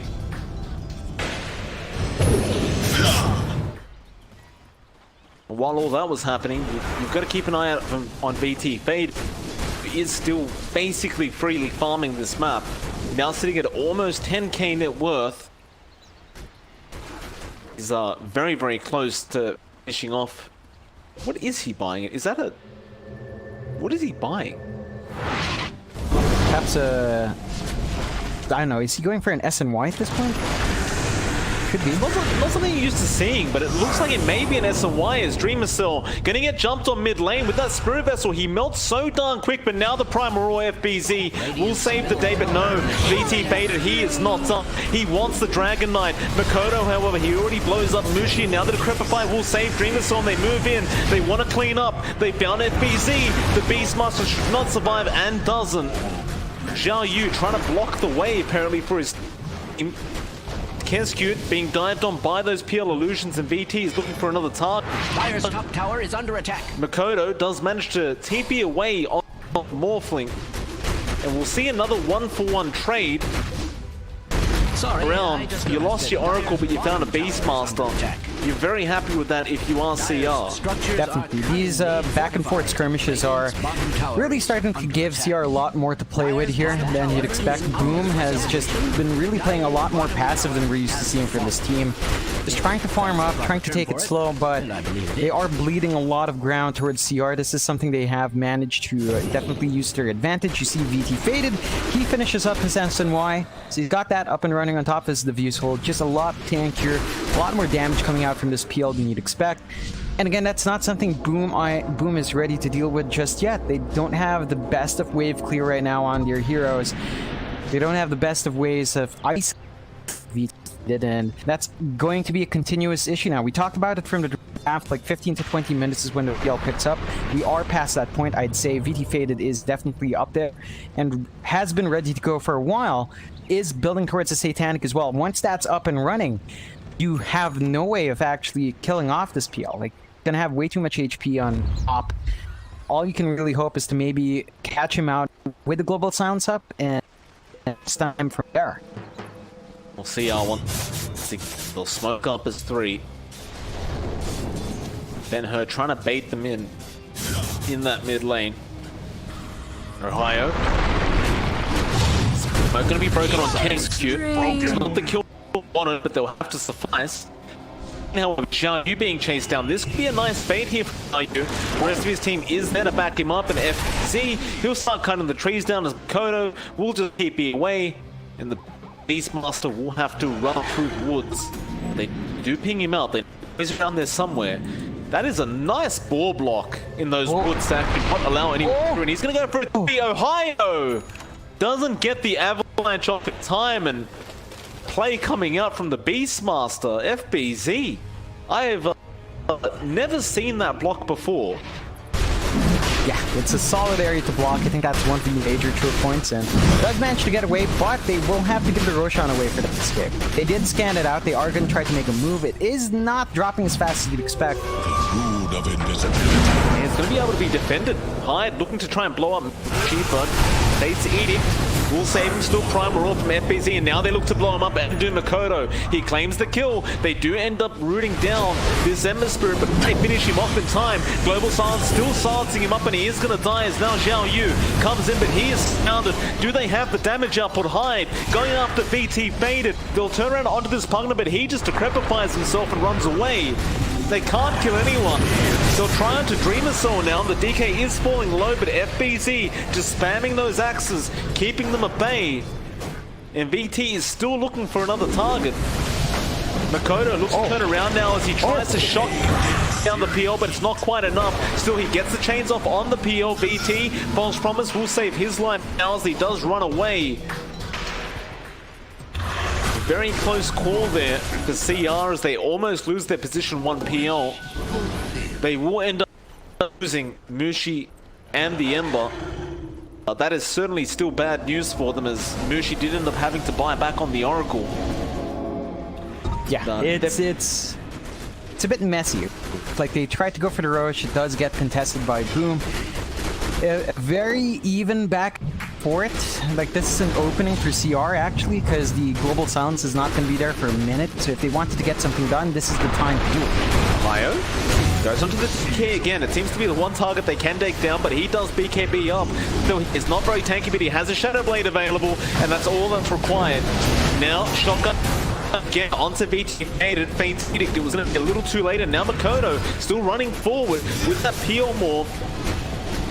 Trying to find somebody, but doesn't quite get anybody. So instead, as a double damage rune, and perhaps would think about forcing a Roshan, but instead, they'll start running up top when they know Xiao Yu is. Honest, but Dire's bottom tower is under They claim the attack. kill, however. He almost certainly can if he's going to stand there like that. He will sprout up, but Clumsy Net is a thing, and he can't TP away from that. As more Nether Blasts follow, is he TP? He is. If one TP doesn't work, use the second one, and it's guaranteed to work. Yeah, they had chopping through those trees. Like, they didn't even have the waveform at that moment. Rather unfortunate, they do miss out on a pretty easy kill, or what should have been kill onto Xiao Yu, and once again, CR good, happy with just wasting some time there. They still are kind of clumped up. Boom does have Global Silence back up though, so this isn't the moment for CR to fight. Just take your time and try to farm up, wait for Boom to try to make a move. Play into that. I think that's the best you can hope for. Otherwise, a really even game, especially in comparison to game 1, 10 to 10 so far. Both sides fairly even in terms of no real difference to speak of. And both sides are playing rather cautiously compared to game 1. Dire's bottom Certainly tower is up. under attack. Get to 10 at 28 minutes in. You look at that net worth, it's been really up, and most of the game it's been within a 1k advantage either way. there hasn't Dyer's bottom anything tower is under 2k attack. worth of a net worth advantage Ladies and by the gentlemen, team yet. Dyer's courier Both has been teams Dyer's are just going to be very, structures very are fortified. focused on trying I to don't force mean to down be towers and gain map alarmist, control. So but that's really the only Dyer's way you bottom get a tower net worth is under advantage. attack. And he faded. Now gets rid of the Sergeant Yasha, makes Heaven's Halberd out of it, out of the Sarge anyway. It's not really an item we're used to seeing on PL, but that's exactly what he goes for, and he needed as they are roshing him, I think. Ohio jumps in with a very nice avalanche. They go straight onto that Beastmaster and FBZ. He does die, but he bites back. Aegis now is pretty down. Makoto does pick it up on the Morphling. And who are they jumping on? They're trying to find hide on that puck. Instead, they'll turn around Dreamer, so he'll be the target, but he's BKB'd up. He'll try to TP. Will he make it? He will not. Bet her will buy you on the Nature's Prophet.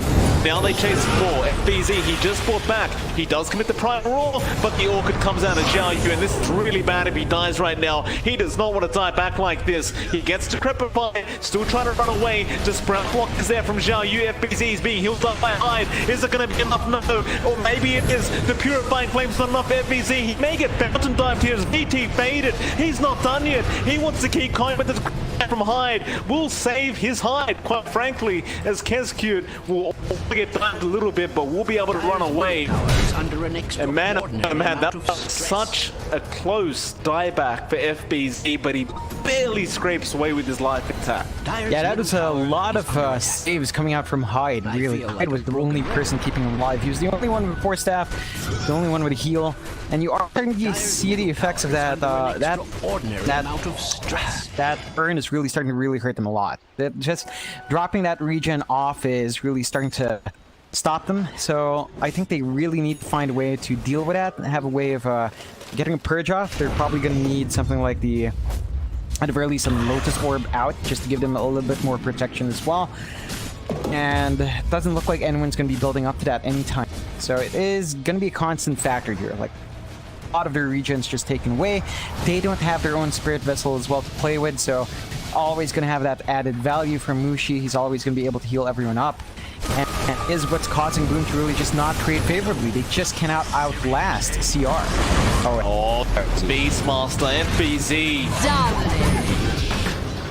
Get saved once, but you can't save him the second time, and now it looks like they do find Kescute on the silencer, and this draft from Boom ID is slowly starting to fall apart. They're just getting caught out in very forward positions here. I'm surprised of all people FBZ was the one that far forward. Again, he did now die back. And this may mean that CR feel comfortable enough to go for a high ground push, although bot lane. Ohio and Xiao Yu attempting to try and fight Dreamers, but he BKBs TPs out. That is still not going to save their tier 2 mid tower, which is almost certainly just going to fall. To point out that Dyer's middle tower has fallen. Slowly but surely, Boom ID has pretty much lost control of the map. We talked about their draft being able to push up a lot faster. They haven't been able to. Like, you look CR, they've gotten control of this map. They've leveraged Xiao Yu quite well. He has gotten a much better game than game 1, I think, especially on NP. So they've been using that farm to a great effect. They are able to clear out what is the last outer tower for Boom. So that bot tier 2 going to be taken out. No defense coming out from Boom. It just means CR is free to run anywhere on the map uncontested. Dyer's bottom tower has fallen. Every outer tower down. This is when it becomes very hard for Boom ID. It's what do you do here? Makoto, he's going to try and go for a BKB himself. So that's the way they're just intending to deal with the Spirit Vessels. Just continue to get BKBs on all your cores. I guess it will help them a little bit, but eventually those durations are going to get quite low if you keep just using it for Spirit Vessel charges. Well, mid lane, Chain's going to be there on Makoto. Xiao Yu while going straight after FBZ. They know he can't fight back, but Xiao Yu now forced the BKB up as they still jump on the Beastmaster. Ohio with a huge avalanche, but is it enough? Kescute now, he'll be the target of the silencer. Looks like he will go down as Hyde. He'll try to heal up his Beastmaster in the back, but Boom is still falling. Oh, Zhao Yu, very far forward. He will be able to walk away with the false promise that was placed by Mushi. Ohio, that was not the toss back you were looking for. And Zhao Yu will slowly but surely start going down again as now Mushi's starting to fall low to Dream Missile on the DK, but that BKB has worn off. Can they take down the DK? Well, it doesn't matter because they found Zhao Yu on the Nature's Prophet. And Dream Missile, he will still go down regardless as Makoto gonna try and fight back FBZ. He found a primal on Ben-Hur, but it is gonna be... He couldn't Remnant away time, and now Ben-Hur, he's gonna have to buy back Remnant in and Manfire as BT Faded is not done yet on the PL. FBZ has been left, but Ben-Hur does come back for him. And that'll be the end of that. Makoto, he actually has his Aegis end up expiring as well, so there's never been a time if you are CR to try and make a high ground push, but it seems as though the only problem is they're missing Zhao Yu. Their push potential does drop without that Nature's Prophet. They're gonna have to wait for that respawn, which should give Boom enough time to have their Beastmaster within range and have Dream Missile back up and running. It's really a lot of back and forth in trades. You are starting CCR definitely pull away in terms of net worth at the very least. 8k advantage now, 17 to 12 at 35 minutes in. And Boom, it does feel like they're slipping away here. It feels like they're not doing enough damage. The fights are getting pretty scrappy from Boom. It's not as clean. Not clean at all coming out from these guys in stark contrast to Game 1. It just feels like the execution is falling flat. The farm distribution, while fairly even, all things considered, is getting there fast enough. You have the BKB up and at the very least, so the Morphling's not going to be constantly bursted down in the middle of the have a lot more leeway to get that damage out. That's going to be really important because it just feels like they cannot focus on any of the heroes from CR side beyond, well, Mushi really. That's the only target they consistently find. And they really need to start taking care of the other cores. They have not managed to get a kill on BT Faded in a while. And the only core that they could really find has been Ben-Hur. But Ben-Hur did go off from a rough start anyway. Well, I'm curious, John, how do you feel about the Active Scepter DK in this game? Because it seems that's what Dream Missile is going for. Is the Black Dragon gonna be enough? I think it's needed here. Again, they don't have a way of getting the damage up and wide. That splash is going to be extremely useful. The added damage you get from that will be extremely useful in pushing They get back. put out a hot. It's a toss back, but Shadow Blade again.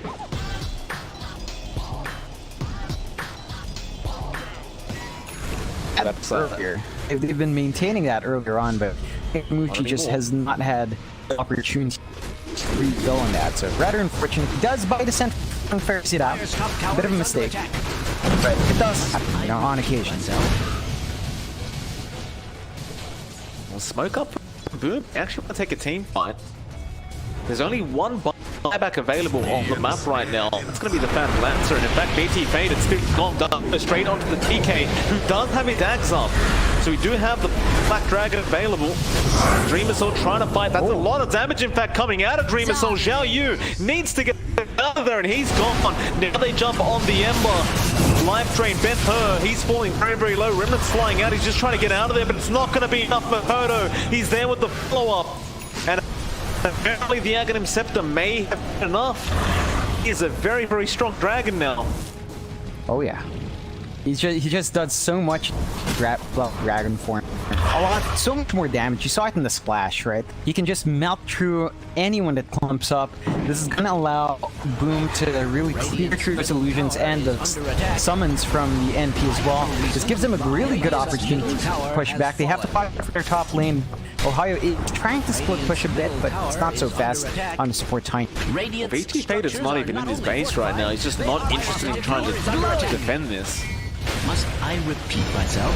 We talked about the buyback statuses, John. It was only the PL who had one. He actually bought out something, so he doesn't have the gold for it anymore. So BT can't actually fight this unless Dream Missile doesn't have Dragon Form, but he has it again. FBZ gonna jump in with the Primal Roar now.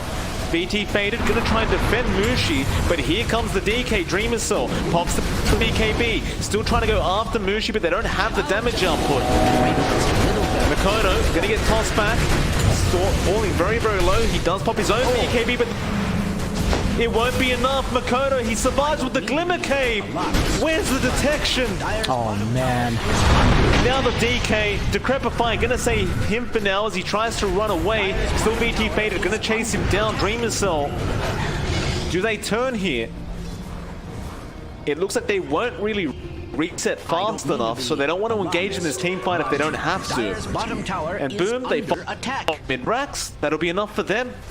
They're out of there. From losing all of your outer towers to taking the first racks of the game, Boom just managing to turn the tides there with one item reveal from Dreamocell. It's this Ags on the DK, just paying off in so many ways, and he still has so many ways to grow as well. He still has the Soul Ring he can replace in the Magic Wand. Building towards his AC first, that's going to make it a lot harder to deal with him, but you see some major pickups from BT Fade. He bought out his Butterfly, he had a Basher, and that was causing issues earlier. With a Butterfly now, I'm not sure if you're going to be able to get all of that damage out consistently, and you're going to have a Roshan on top if you're not careful. Don't forget, Dreamocell, he can fly over cliffs with that Aghanim Scepter. Definitely go for the steal if you're not careful, though. They'll back out, they'll smoke up, and they start looping around. CR gonna try and come in from the back side. Yeah, the train's just gonna keep the Roshan. In fact, Boom ID had the exact same idea. Mirroring at both sides. Now Makoto trying to bait forward, and the smoke is broken. BT Faded, they look to go for him, but they want Mushi first. Straight up, cool, they down Makoto. He has the shotgun. Now who do they aim for? Mushi, he pulled back into this, so he's got to TP back his way here. And where is he? He does TP to the outpost. Dreamer Cell, still man fighting, but it's only against Pure Loot. Gonna fall on the Nature's Prophet, but they have lost on the Pugna. And now Tiny Ohio will save him as they do jump onto Makoto instead. The Morphling, starting to fall low, continuously getting bashed up. But one Centaur does save the day. FBZ will use Dominated Creeper, does lose his life. Makoto still trying to run away. He's out of it completely, and he should eventually just kick out, as now an Ash will come out from Ohio. He's trying to find Dreamer Soul, who has Dragonfall back up, and he'll just keep going over and above terrain. Though he gets chained up, he'll BKB, he'll TP away, and there's no way to cancel that one off. But CR will be doing the Roshan. Yeah, it was a long process, and that did take another buyback coming out from Mushi, but in the end, they find 3 heroes. They managed to take out these, I believe that's the second roast of the game with the cheat, so you have a lot more tools to try to get their own high ground. Unfortunately, they have a lot of creeps in their own base that they have to clear out. 2 siege creeps going to be ticking on that very soon. Got the Yules off on the DK. Dreamer Soul just going to Shadow Blade up. They do have a gem on Ohio, though. Just makes it a lot easier to just chase him down, and the only problem is just keep flying over the terrain. That's exactly what he does, John. He just flies. That's what dragons do. Yep, he still has to wait for his TP though, but again, himself just being very slippery with his Ags upgrade is kind of buying time for his team. Like, they can't push out because they're trying to hunt down the DK, and they were pretty fairly shoved in on their mid. You have to remember, they did lose their mid racks, so the mid lane is going to naturally push. That does buy enough time for Mikado to passively gain the goal to finish his MKB, so he's not going to have buyback that Morphling, but does have the MKB to deal with that Butterfly on BT. I love the Timeless Relic that the DK just found. I kind of wonder, who do you give the relic to? You think it'd either be Makoto on the Morphling holding that Timeless Relic for the added spell damage, or the Pugna. I'm going to get over to Makoto. More items to fly out now.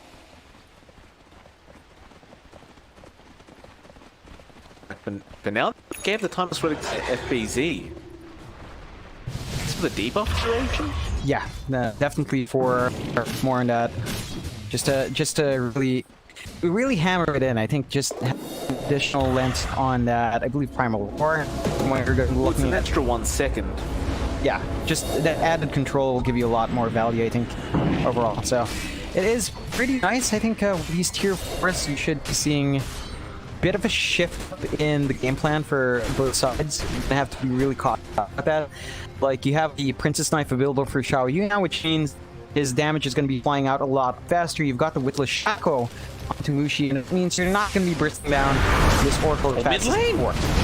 Xiao Yu just went straight into Dream Missile, however, they almost found Kodo. He does BKB up in time, but they are melting on the fire hide. Does go down. Now they want to go after FBZ. Can they take him? Not trying to deal with this Black Dragon Dream Missile. Avalanche comes out, he's on a 4 low with that Spirit Missile charge, and he does go down. Sorry, I just noticed that Things are looking from bad to worse. Xiao Yu spread off from Kodo.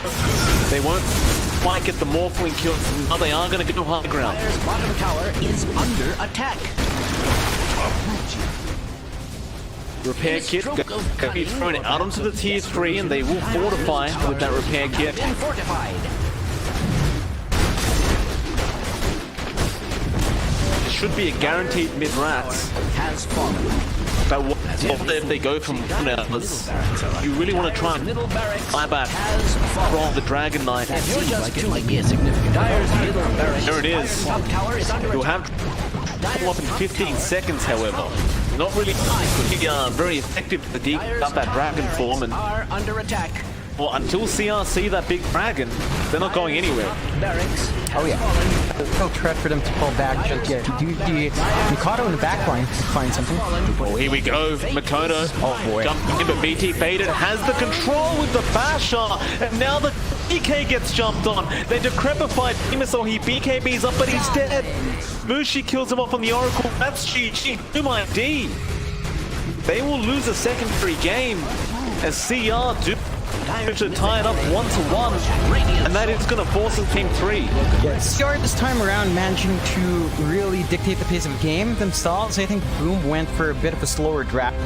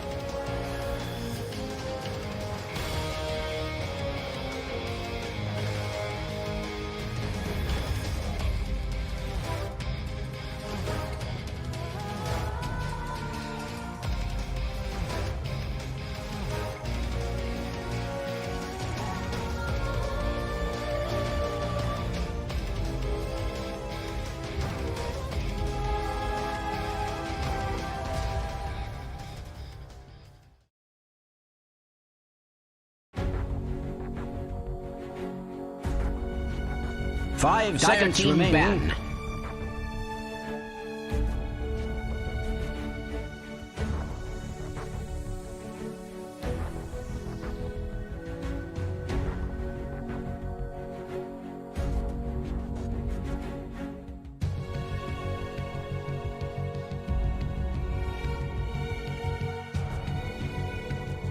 Ten seconds remaining.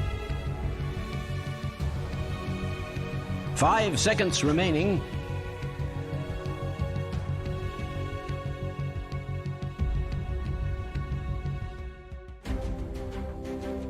Radiant team ban. Dire team ban.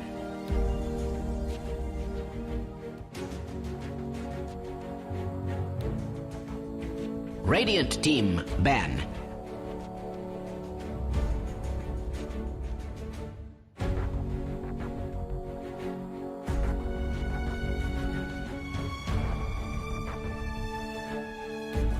Dire team ban.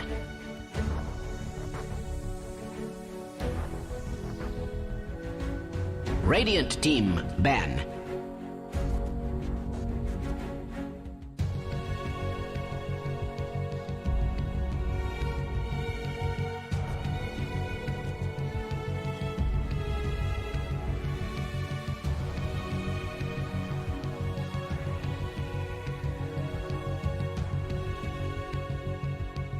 Ten seconds remaining. 5 seconds remaining.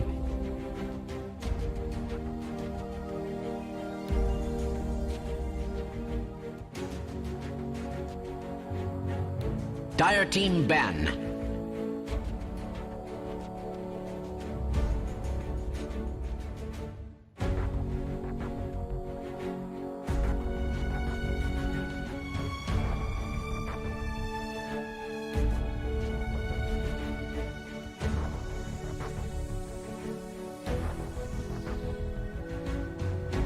Ten seconds remaining. Radiant team ban. Dire team pick.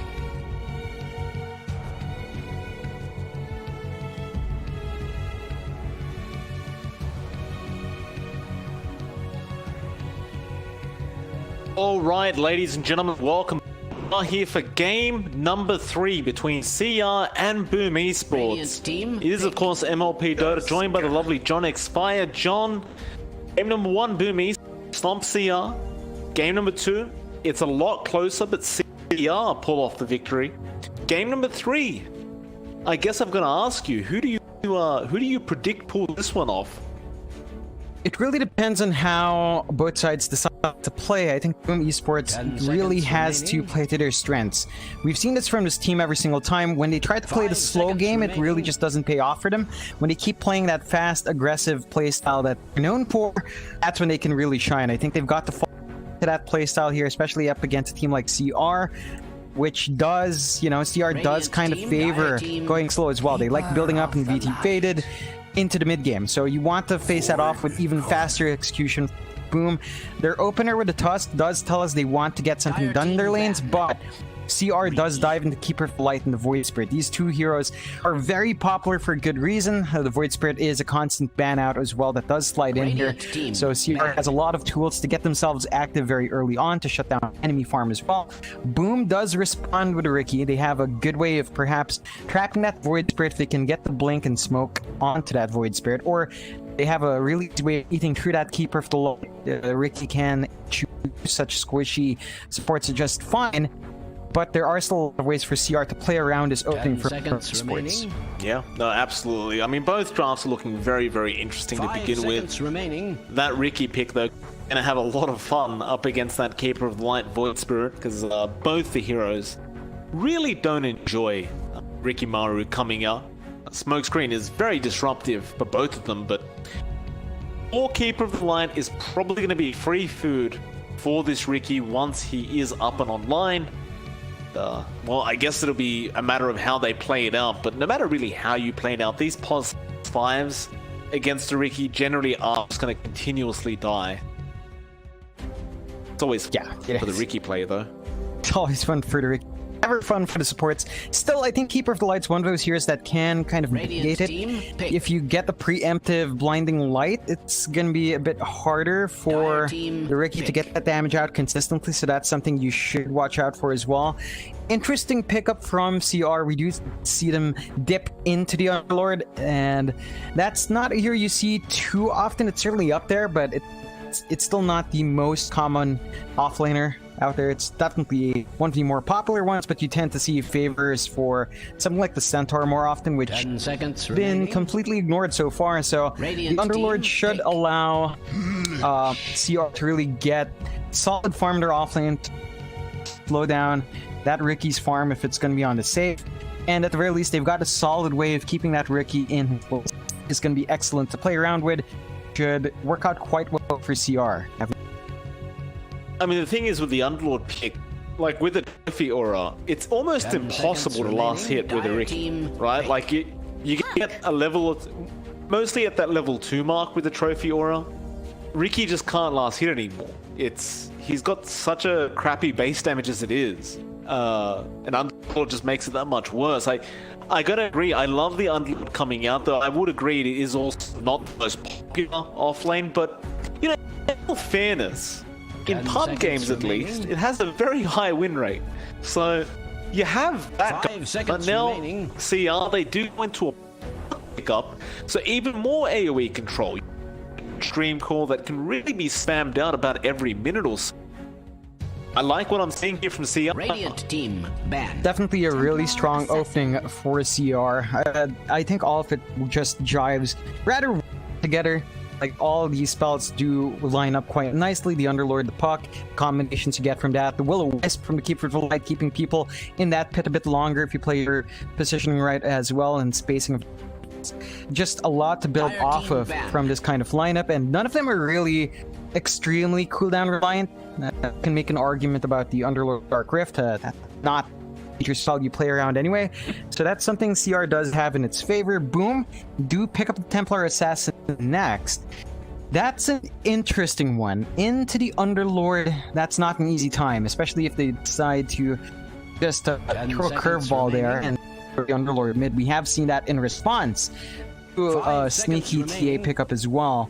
So you can kind of switch those lane around, give the TA a hard time. That's something CR can fall back to, which makes Mikoto's job in that hero much harder if they do opt to kind of go that way. Right.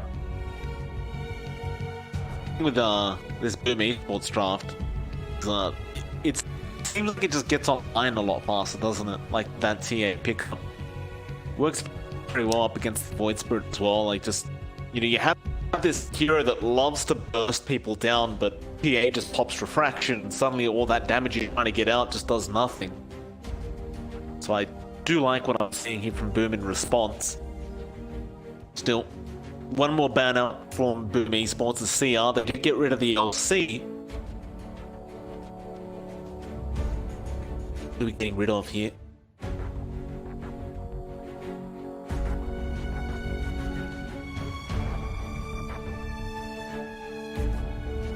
I'm surprised the Oracle has just kind of slid through, not being tested by either side at all.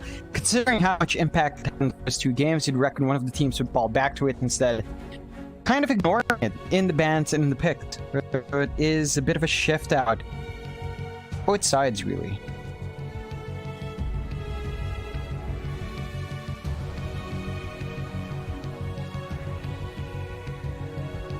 Time with this last ban out. Still 30 seconds reserve time left. Boom really just slop a little bit.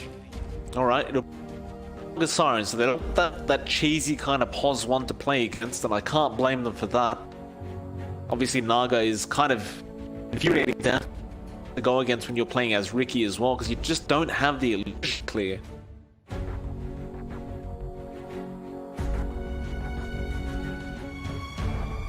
Ten seconds remaining. They still seemingly need an off hero. 5 seconds remaining. Someone really initiate these team fights for FBZ.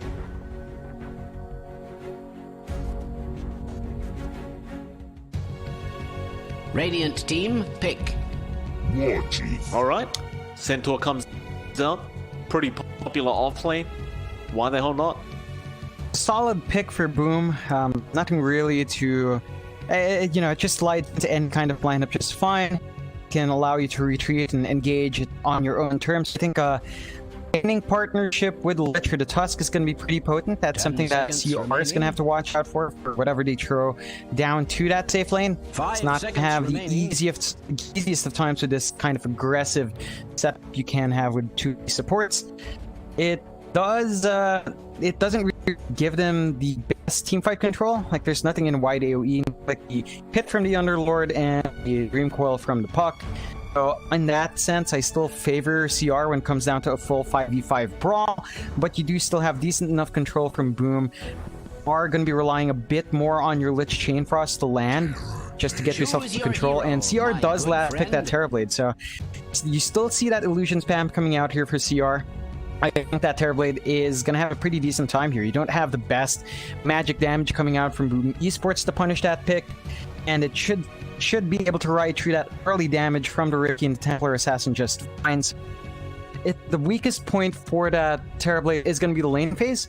I think Boom has to really prioritize applying that aggression onto VT Faded. Try to shut down the Terrorblade from having time. Try to play around the moments when he doesn't have Metamorphosis, one of the biggest weaknesses of that hero, and give VT Faded a hard time. That's going to be the game plan. Boom. At the same time, of course, you need to give Mikoto enough space in mid, give him some jungle space as well, stack some creeps up to ensure that your TA gets a pretty good time.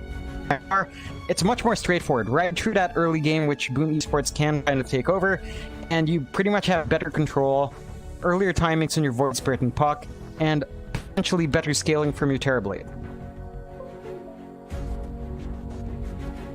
Good to admit as well with the I mean, it's not so much production, but having the coddle there with the Terrorblade on Metamorphosis is not an ultimate ability, so you can lower that cooldown of the meta with the Chakra Magic, and you know, any amount being reduced with that Metamorphosis is always quite nice for the Terrorblade.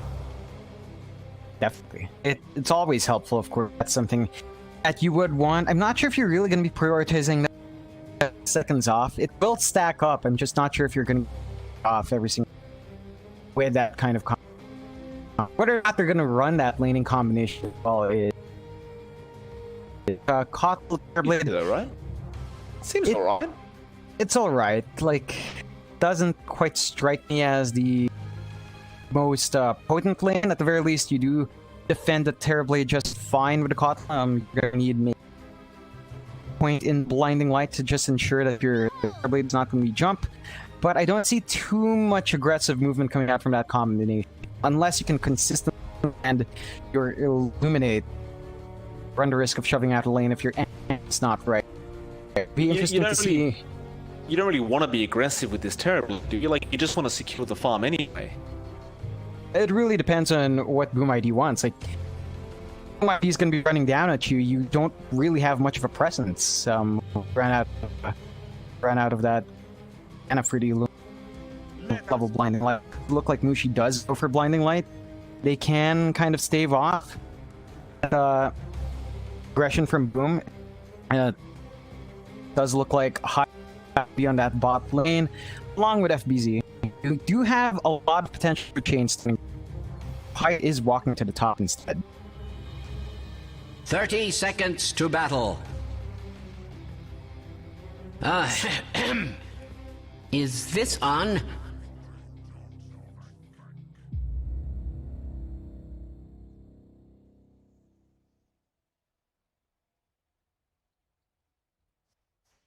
I'm gonna say hello, Ohio. Gonna give Dreamer still a tap on the shoulder. Hyde gonna rotate around with the tag team, but doesn't pop it quite yet. Well, they will spot out Ohio, so Blink Strike could be there. Ohio tag team up. Blinding Light is gonna be there. Don't believe it'll be enough, as Ohio will be the first blood. Close. Ricky Daggered. very nice start coming out for this Boom ID side. Fight me. Yeah, not only that, but they managed to grab themselves 2 bounty runes, only one going the way of CR, and they did have to deny the last one as well. Seeing a bit of a better start here, you are forced to keep Mushi up top as well to try to get control in this lane. Yeah, you definitely do. The tri-lane continues as Boom ID aren't removing their own tri. It is a very strong tri-lane to have. Plenty of kill potential here for Boom ID. And with this, it isn't going to favor Star because you don't really want to leave VT faded here up against FBZ by himself.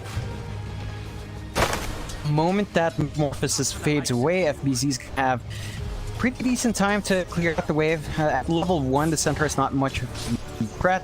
But once you hit level 2, level 3 is when it really starts to shine. Don't want to be leaving that Terrorblade alone. Just too much downtime, that Metamorphosis.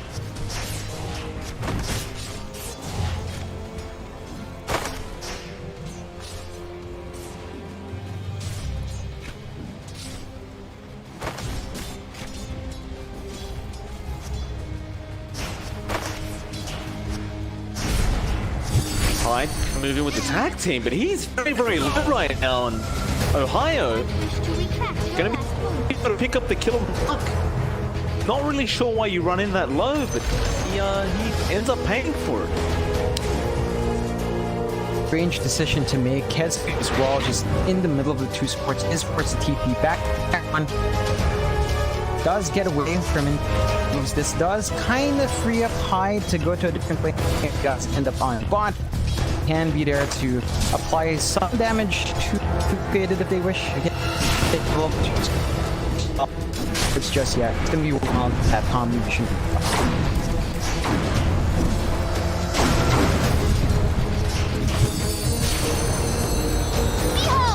Mid lane, who's Kylo up against Ben on the water bird, and was so far. Both sides are having a very even. Looks like Makoto is head on the TH. I suppose in some sense is to be expected. However, Makoto is really Ben-Hur finding a speed advantage very early on. A bit more for himself there. I think that down to perhaps denies. Ultimately does catch up, and I think it's at level 4 when it starts to get a bit better for TA in terms of matching up and of the harass. Paper the lane for the TA. Just don't have any good way of burning through those frac from Ben-Hur, so that is going to be something he has to watch out for.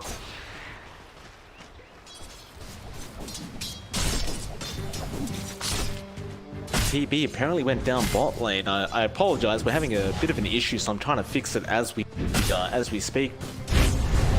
But terrible, Blade's life been lost, and that's what we really get for leaving FBZ alone down there. And Mushi has rotated there on the light now, but Hyde will follow on the Tusk, and they intend to make it as hellish as possible for this Terrorblade, as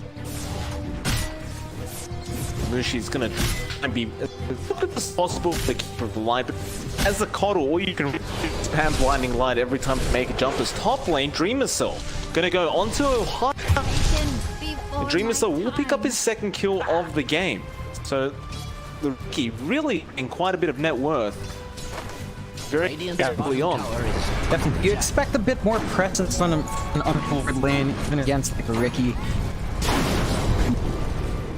Firestorm should be doing a lot more. The Atri Aura should be result farm up.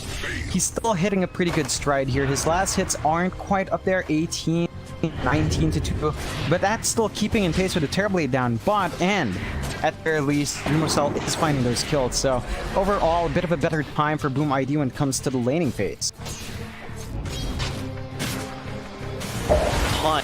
Gonna find Mushi on the Keeper of the Light, and now with that, it should be an easy kill. FBZ with the follow-up hoof stomp, and I mean that duo, that combination of heroes is just so effective. If you do find a nice support pick like the Keeper of the Light, FBZ and Hyde, surely just to continue this real aggression they're bringing out in this lane. There's really not too much you can expect from the duo of terrible Kotlin to dissuade this aggressive movement. It's going to be a massive vulnerability for VT Faded. But right now, he doesn't have Metamorphosis. Hyde can just walk up and try something again. He's going to try. Shards do land. Hyde with the tag team as well. He does still have a snowball, but they do get the hoof stomp off in time. He is a bit tanky with that armor.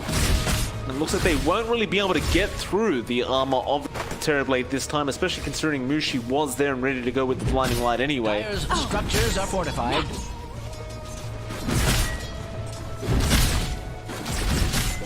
So we'll just continue as per normal.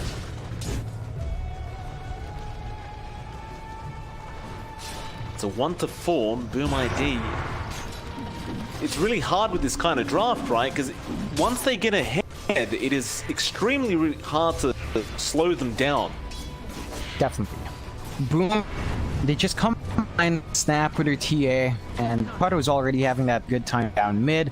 The Ricky will take a bit more, like even if he's having a pretty decent time up top, the itemization and progression for itemization does take a bit longer, but same thing can be said for CR. Like, Terrorblade is, even if he's not exactly missing out on last hits here, he did die once, is under a lot of pressure in his lane, and he rides through this lane at this pace.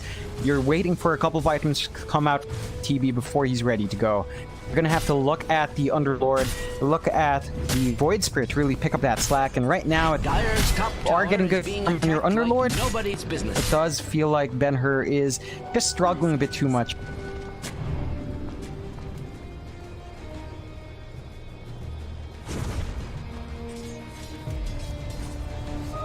Arcane power. Stampede to be popped. FBZ just trying to run away from Ben. Being subjected to extreme Getting very, Dire's very top tower is aggressive under attack. with that Void Spirit. And of course, at level 6, it is a huge power spike for the Void Spirit. So you've got to just run away if this man rotates at that 6 mark. There's just no point fighting with the amount of burst he has.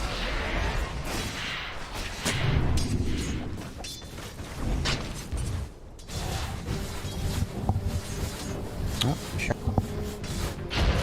Top lane, Zhao Yu. Tag team gonna come out. Zhao Yu will put the bit of Malice down. And it was a lot of HP with that Twitch to the trade, and Mushi doesn't connect with the blinding light onto Dreamer Cell. Try and at least dish out a bit of harassment, but they've got to be careful. In fact, never mind. Ben-Hur jumps in now. KSQ does melt. He will also find Hyde. Very nice rotation coming out from the Void Spirit, but they don't really find the Ricky. Its middle tower is under attack. Yeah.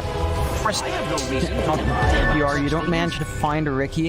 I think overall, you're still kind of happy finding those kills in the sports. At very least, Ben-Hur is the under one attack. top. Radiant's structures Getting a little bit more fortified. for your Void Spirit Dire's top tower to is hear under that attack. really to get that good start going for himself. Again, he had a bit of a slow start in his mid lane matchup, but as long as he keeps finding these kills and pressures these towers with BT faded, should be able to get his foot back in, and they should be able to clear out this top tier 1. He's gonna try. Dire's top tower is under attack. Looks like it'll be no problem for him. He does Radiant's pick it up. middle tower is under attack. FBZ may start trying to work down that bottom tier 1 tower. Fortified. Ohio I would like to is going to be point out chased that Radiant's middle by the tower Ricky. has He'll be okay. fallen. He'll just orb away. CR. First ones. I say the first ones, but their mid tier 1 did go down for that top tier 1 trade, so it wasn't exactly the nicest trade in the world for CR. In fact, Boom is probably going to be okay with that. Definitely is a much bigger target. When we talk about it every single time, it gives a little control towards the way of Boom, allows them to play in that jungle area just fine. They are trying to go for wards. KSQ drops a nice sentry, but isn't quite in range. Get him out.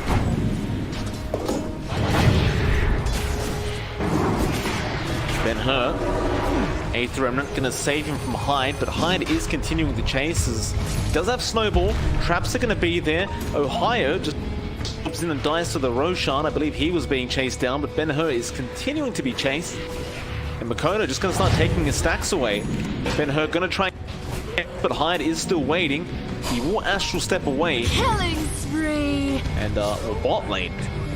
FBZ pick up a solo kill out onto Mushi. Mushi just trying to get his outpost back, and he does manage to get it in time, but it costs him his life. I think that's a worthwhile trade. At the very least, you do keep control one outpost. You give a lot more EXP towards the entire team for the cost of support kill. Two guys are going to be a lot happier to spread that EXP out, especially to your core. Again, need to get as much as they can early on. You want Void Spirit to start snowballing soon. You want your Underlord to be able to apply that pressure across the map. And it kind of has slowed down here for CR. Like, they passively has been on the get-go.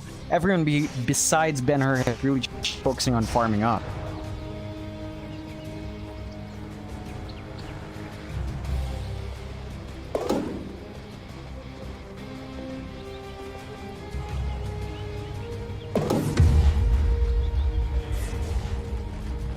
Mushi again will just get back to stacking. Problem is those stacks are very open to the side of Boom to try and take if they do manage to breach that that triangle. Radiant's top tower is under attack. Boom being a bit of an engagement here. Ohio getting caught out with a startling gaze, though he will manage to orb away. In fact, Kezcute is dropped first. They do commit the Stampede to try and get out of range of BT. Faded on the TB. Now the bottom T1 tower. I don't mean to be End up dropping, but they are going to try and defend this. It's still not down yet. A lot of damage from that Terror Blade, but now Hyde will move in. Dreamer Cell. He gets Ohio, but they have lost the Tusk. Can you keep this fight up? Dreamer Cell, he's going to keep moving forward onto Zhao Yu now. In fact, they'd love to find Void Spirit Ben-Hur. He does get the it off. The FBZ starting to fall low, and the Pit of Malice has been placed, but Ben-Hur now going to be the target. They do find a nice train. Dreamer Soul needs to run out of there, though a nice Will-O-Wisp coming up from Mushi. He knocks back the Ricky, so he does dodge out a tick of the Will-O-Wisp. They do manage to get out of there safely. Overall, still a bit of a win in the end for CR. To force a lot more from Boom in that response there. They still lose Ben-Hur. That's a pretty big target to lose out on, I think. Definitely not the hero you want to sacrifice there, but they do save VT Faded to apply some decent damage onto that tier 1, not managing to quite clean it up. And they just Boom to really focus their resources. It does stop them from farming up in that general area. Desolator is going to be longer. You know, he's missing out on a couple of camps, but the gold is flowing in, just about 100 away from his last Mithril Hammer. And once you have that up and running on the combo, should be much under attack. Get the damage out onto these key heroes. Should be. Tower has fallen. And he does have it now. The final Mithril Hammer is on the way. He hasn't got really anything queued up after that quite yet, but you'd imagine it'd either be a BKB or a Blink Dagger. Almost always is. And it does connect on Mikoto. There's no real follow-up to it.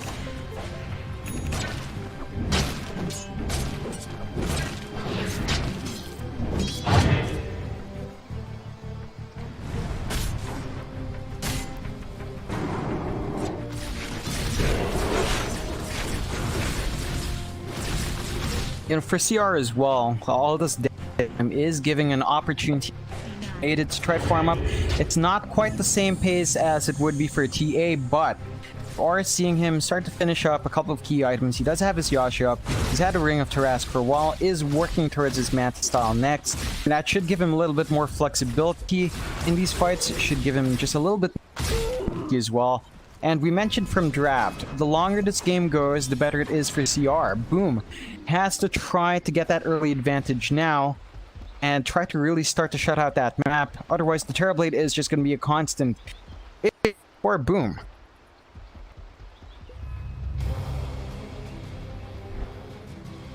Smoke will come out from CR. Dreamer Soul would be a fantastic target to find, but he hasn't really attacked anything yet. They're just going to wait at that high ground. But seeing BT faded there does pretty much indicate the rest of the team is behind him, and in fact he does go for the CS anyway. Hey, ready with the Dream Call, they do commit, and Ben-Hur jumps, and the Ricky does not manage to get away. Dreamer Cell giving a mega kill streak to the side of CR. And I'm kind of shocked he went for the CS attempt that early on. It felt like it was kind of obvious that they were going to go for that smoke attempt, but then again, I guess with the outpost that they controlled, they thought they had the control of that jungle. Still, they will also lose Kescute on the ledge. He was caught very out of position. All these kills are going to be giving CR a much better time. VT Faded managed to clean up the kill on Dreamosel as well, so he's getting a lot more on the Terrorblade. He has overtaken in terms of keyword. They do transition into Metamorphosis as well, down mid, taking out that tier 1 very easily. No contestation coming out from Boom. That is just going to give an equal amount of control back towards the way of CR. This does it's harder to maintain control in their jungle. You see some lovely wards coming out from Has that ever been cause for celebration? that jungle farming of Boom. And if they don't get the D wards out, that is something CR can exploit quite well. That's what allowed them to get that kill onto the Riki in the first place.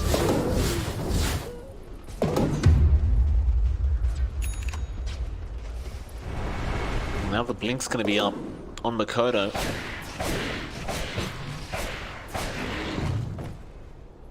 It's gonna progression for this TA already treads Deso blink up at up minutes, and they're gonna go straight for a Roshan attempt. There'll be some counters coming in from CR. So that is a huge pit of malice coming in now. They're to pick up at least the TA. Still, they will stampede out of there. Boom. Left the Roshan very, very Dreamosel actually finding Ohio again in the back on the puck. Still Makoto now, knowing that the puck isn't up, will go back in. Ohio not buying back, and FBZ actually gets a nice boost up on Xiao Yu. They do finish off the gonna pick up the Aegis, but FBZ gonna fall over. A huge chain from Xiao Yu. He does go down before the Dark Rift's over, and now they do find her as well. BT Faded gonna try and TP out. Can they get a stun off in time? They cannot, but it's a huge team fight for Boom ID. Managed to really turn that one around. Iffy, and they were scouted out by a very good drop of the pit. Unfortunately, every single time Ohio is isolated by Dreamosel and just taken out. They really need that Dream Coil on top of everything else for everything to really fit in. That Dream Coil, they need a Will-O-Wisp on top of that pit to get their control out, to manage to pump that damage out. And Boom just manages to split them up in a very awkward way that CR just cannot get that engage looking for. So CR has to be much more careful when taking those fights. I think you want to group your two supports together just fine. You want Mushi and Ohio to be together along with Xiao Yu. That's really eating for CR to take these fights. That control, without it, Boom can just kind of run around and get whatever they want. Now you have to play into Mikado, who has long hide. Smoke, he's in this. We're gonna head down bottom. They'll spot out Xiao Yu on the Unlord, but he's gonna hide in the tree line behind that tier 2 tower, and instead they're gonna find Ohio again. Dreamosel gets a smoke screen, has a defusal blade, and then it's such an easy kill. Now Makoto jumps in the back, finds Xiao Yu. He will manage to get the TP scroll off, but there's no one to save that bottom tier 2 tower. Boom ID will happily take that. It just seems like this draft is really starting to open this game. Radiance, they're starting to hit their timers. This is around the point when they come online. CR just took it a bit too slow in that early point. They didn't really keep a lid on to Mikado once more. He basically had free reign to farm up in the jungle, play catch up, give him the lead, and they just can't deal with the damage coming out from Mikado. He can help to melt towers now. You see the same thing for Dreamosel. He doesn't have as much on, really just the defusal and power tread so far, but he's been finding the right targets every single time. He's been isolating Ohio. He understands without that puck's control, CR cannot take these fights.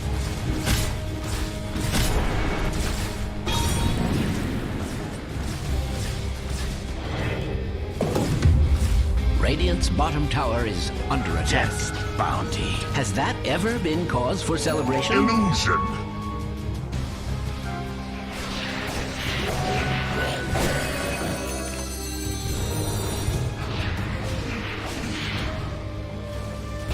It would appear Radiant's top tower is under attack. Radiant's structures Now the tier 1 are top, fortified. gonna start setting up for that. They appear radiant with health. Radiant's top tower is under Boom ID. Continue this control over the map. Well, it See seems that that Radiant's standard top tower BKB has fallen. after the Blink Fuse, Blink Deso, and it's gonna have it up very, very It would soon. appear Radiant's top tower is under FBZ attack. as well. He has the full Crimson Guard and Pipe Up on the Centaur. I mean, that is just huge. So hard to take a team fight into post. And they're going to try Xiao Yu in there with the Pit of Malice. They find the Centaur, how did everyone else? Well, they probably will one hero. BZ in just to make sure he dies, but he's defending now. He's just dying. The chain cross comes and they give a 1-for-1 trade. They do end up fighting FBZ, but Xiao Yu goes and hide all supplies. Boom now. Probably needs a back burn. Remus, so he jumps in arms, points for effect, may pop him, tricks the train. Ohio, he does go down to Makoto on the day, and they do finally find Ben-Hur on that point spirit. Now Kenskute going down on the ledge, but Makoto has control over BT Faded, and he's got no way out of there. Look at this, he's going to find the 50 on Muji, try to survive this trap. It's not going to work, Dream, so the tricks the trade does pick the goal.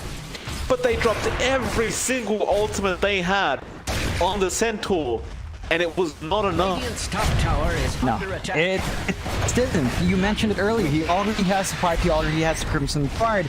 It takes a lot of commitment to kill off a Centaur in that way. Top tower has And if you don't kill him before he gets stampeded off, and VZ held on to that stampede for a very long time, then he's always going to be happy. You know, you're wasting time on a tanky hero that really just needs to press stampede for the most part, maybe get it stun off every now and again. And if you can get that done for his team, they're glad. They can make it work. They lose a couple of heroes in that exchange, but it is a huge win for Boom.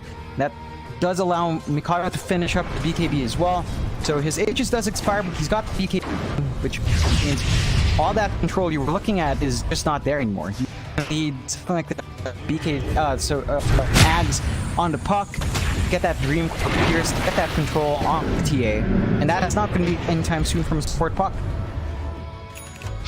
Now looking to face more Ben-Hur. Came back in, that is a dangerous BFN, and starting to get into hold him down. Now with the smoke screen, they do take him out.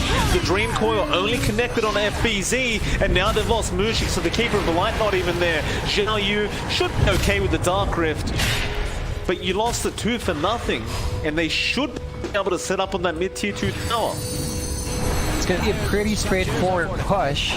Don't have the Dream Coil up. You're going to have Metamorphosis at the very least in 10 seconds, so that option is going to be back to be fatal. Although, Ben Ohio getting caught again, and that's the deadly part about Dream. So BT faded. He ran into the smoke screen. Generally, you'll be the one to be picked off anyway. under attack. But CR are really starting to fall apart in Game 3. Talk about Radiant's it. middle tower has This fallen. Boom, if you give them the lead, it is very hard to slow them down.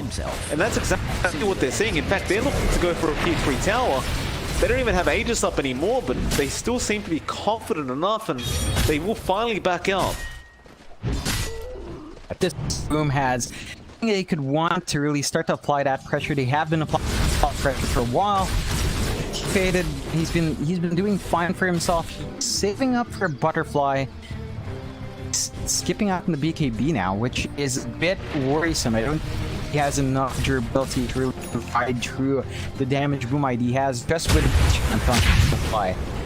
So it's going to be a bit of a gamble once it's up. Of course, his damage does shoot up by a bit, but his durability, whether or not it's going to be enough with just the Butterfly is a different question. He switches out again towards the Scotty, so more raw stats. Really, I still think the BK better. Just having that spell immunity is very valuable in this case to allow himself to get done. Jump in. They have found Hyde. Overextended model.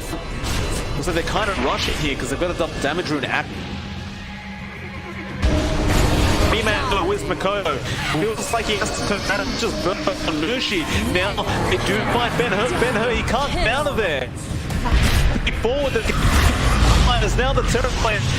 double damage really isn't as tanky. Zhao Yu also melts. And they're gonna find 18k net worth lead on Boom. That's enough. They call GG and CR will lose this series 2-1 to Boom ID. It was a stronger show in game number 2 than game 1. Game 3 kind of brought that bloom that we saw in game 1, right? That aggression that we were used to seeing did come out again. Their farm prioritization was perfect. CR had a couple of shiny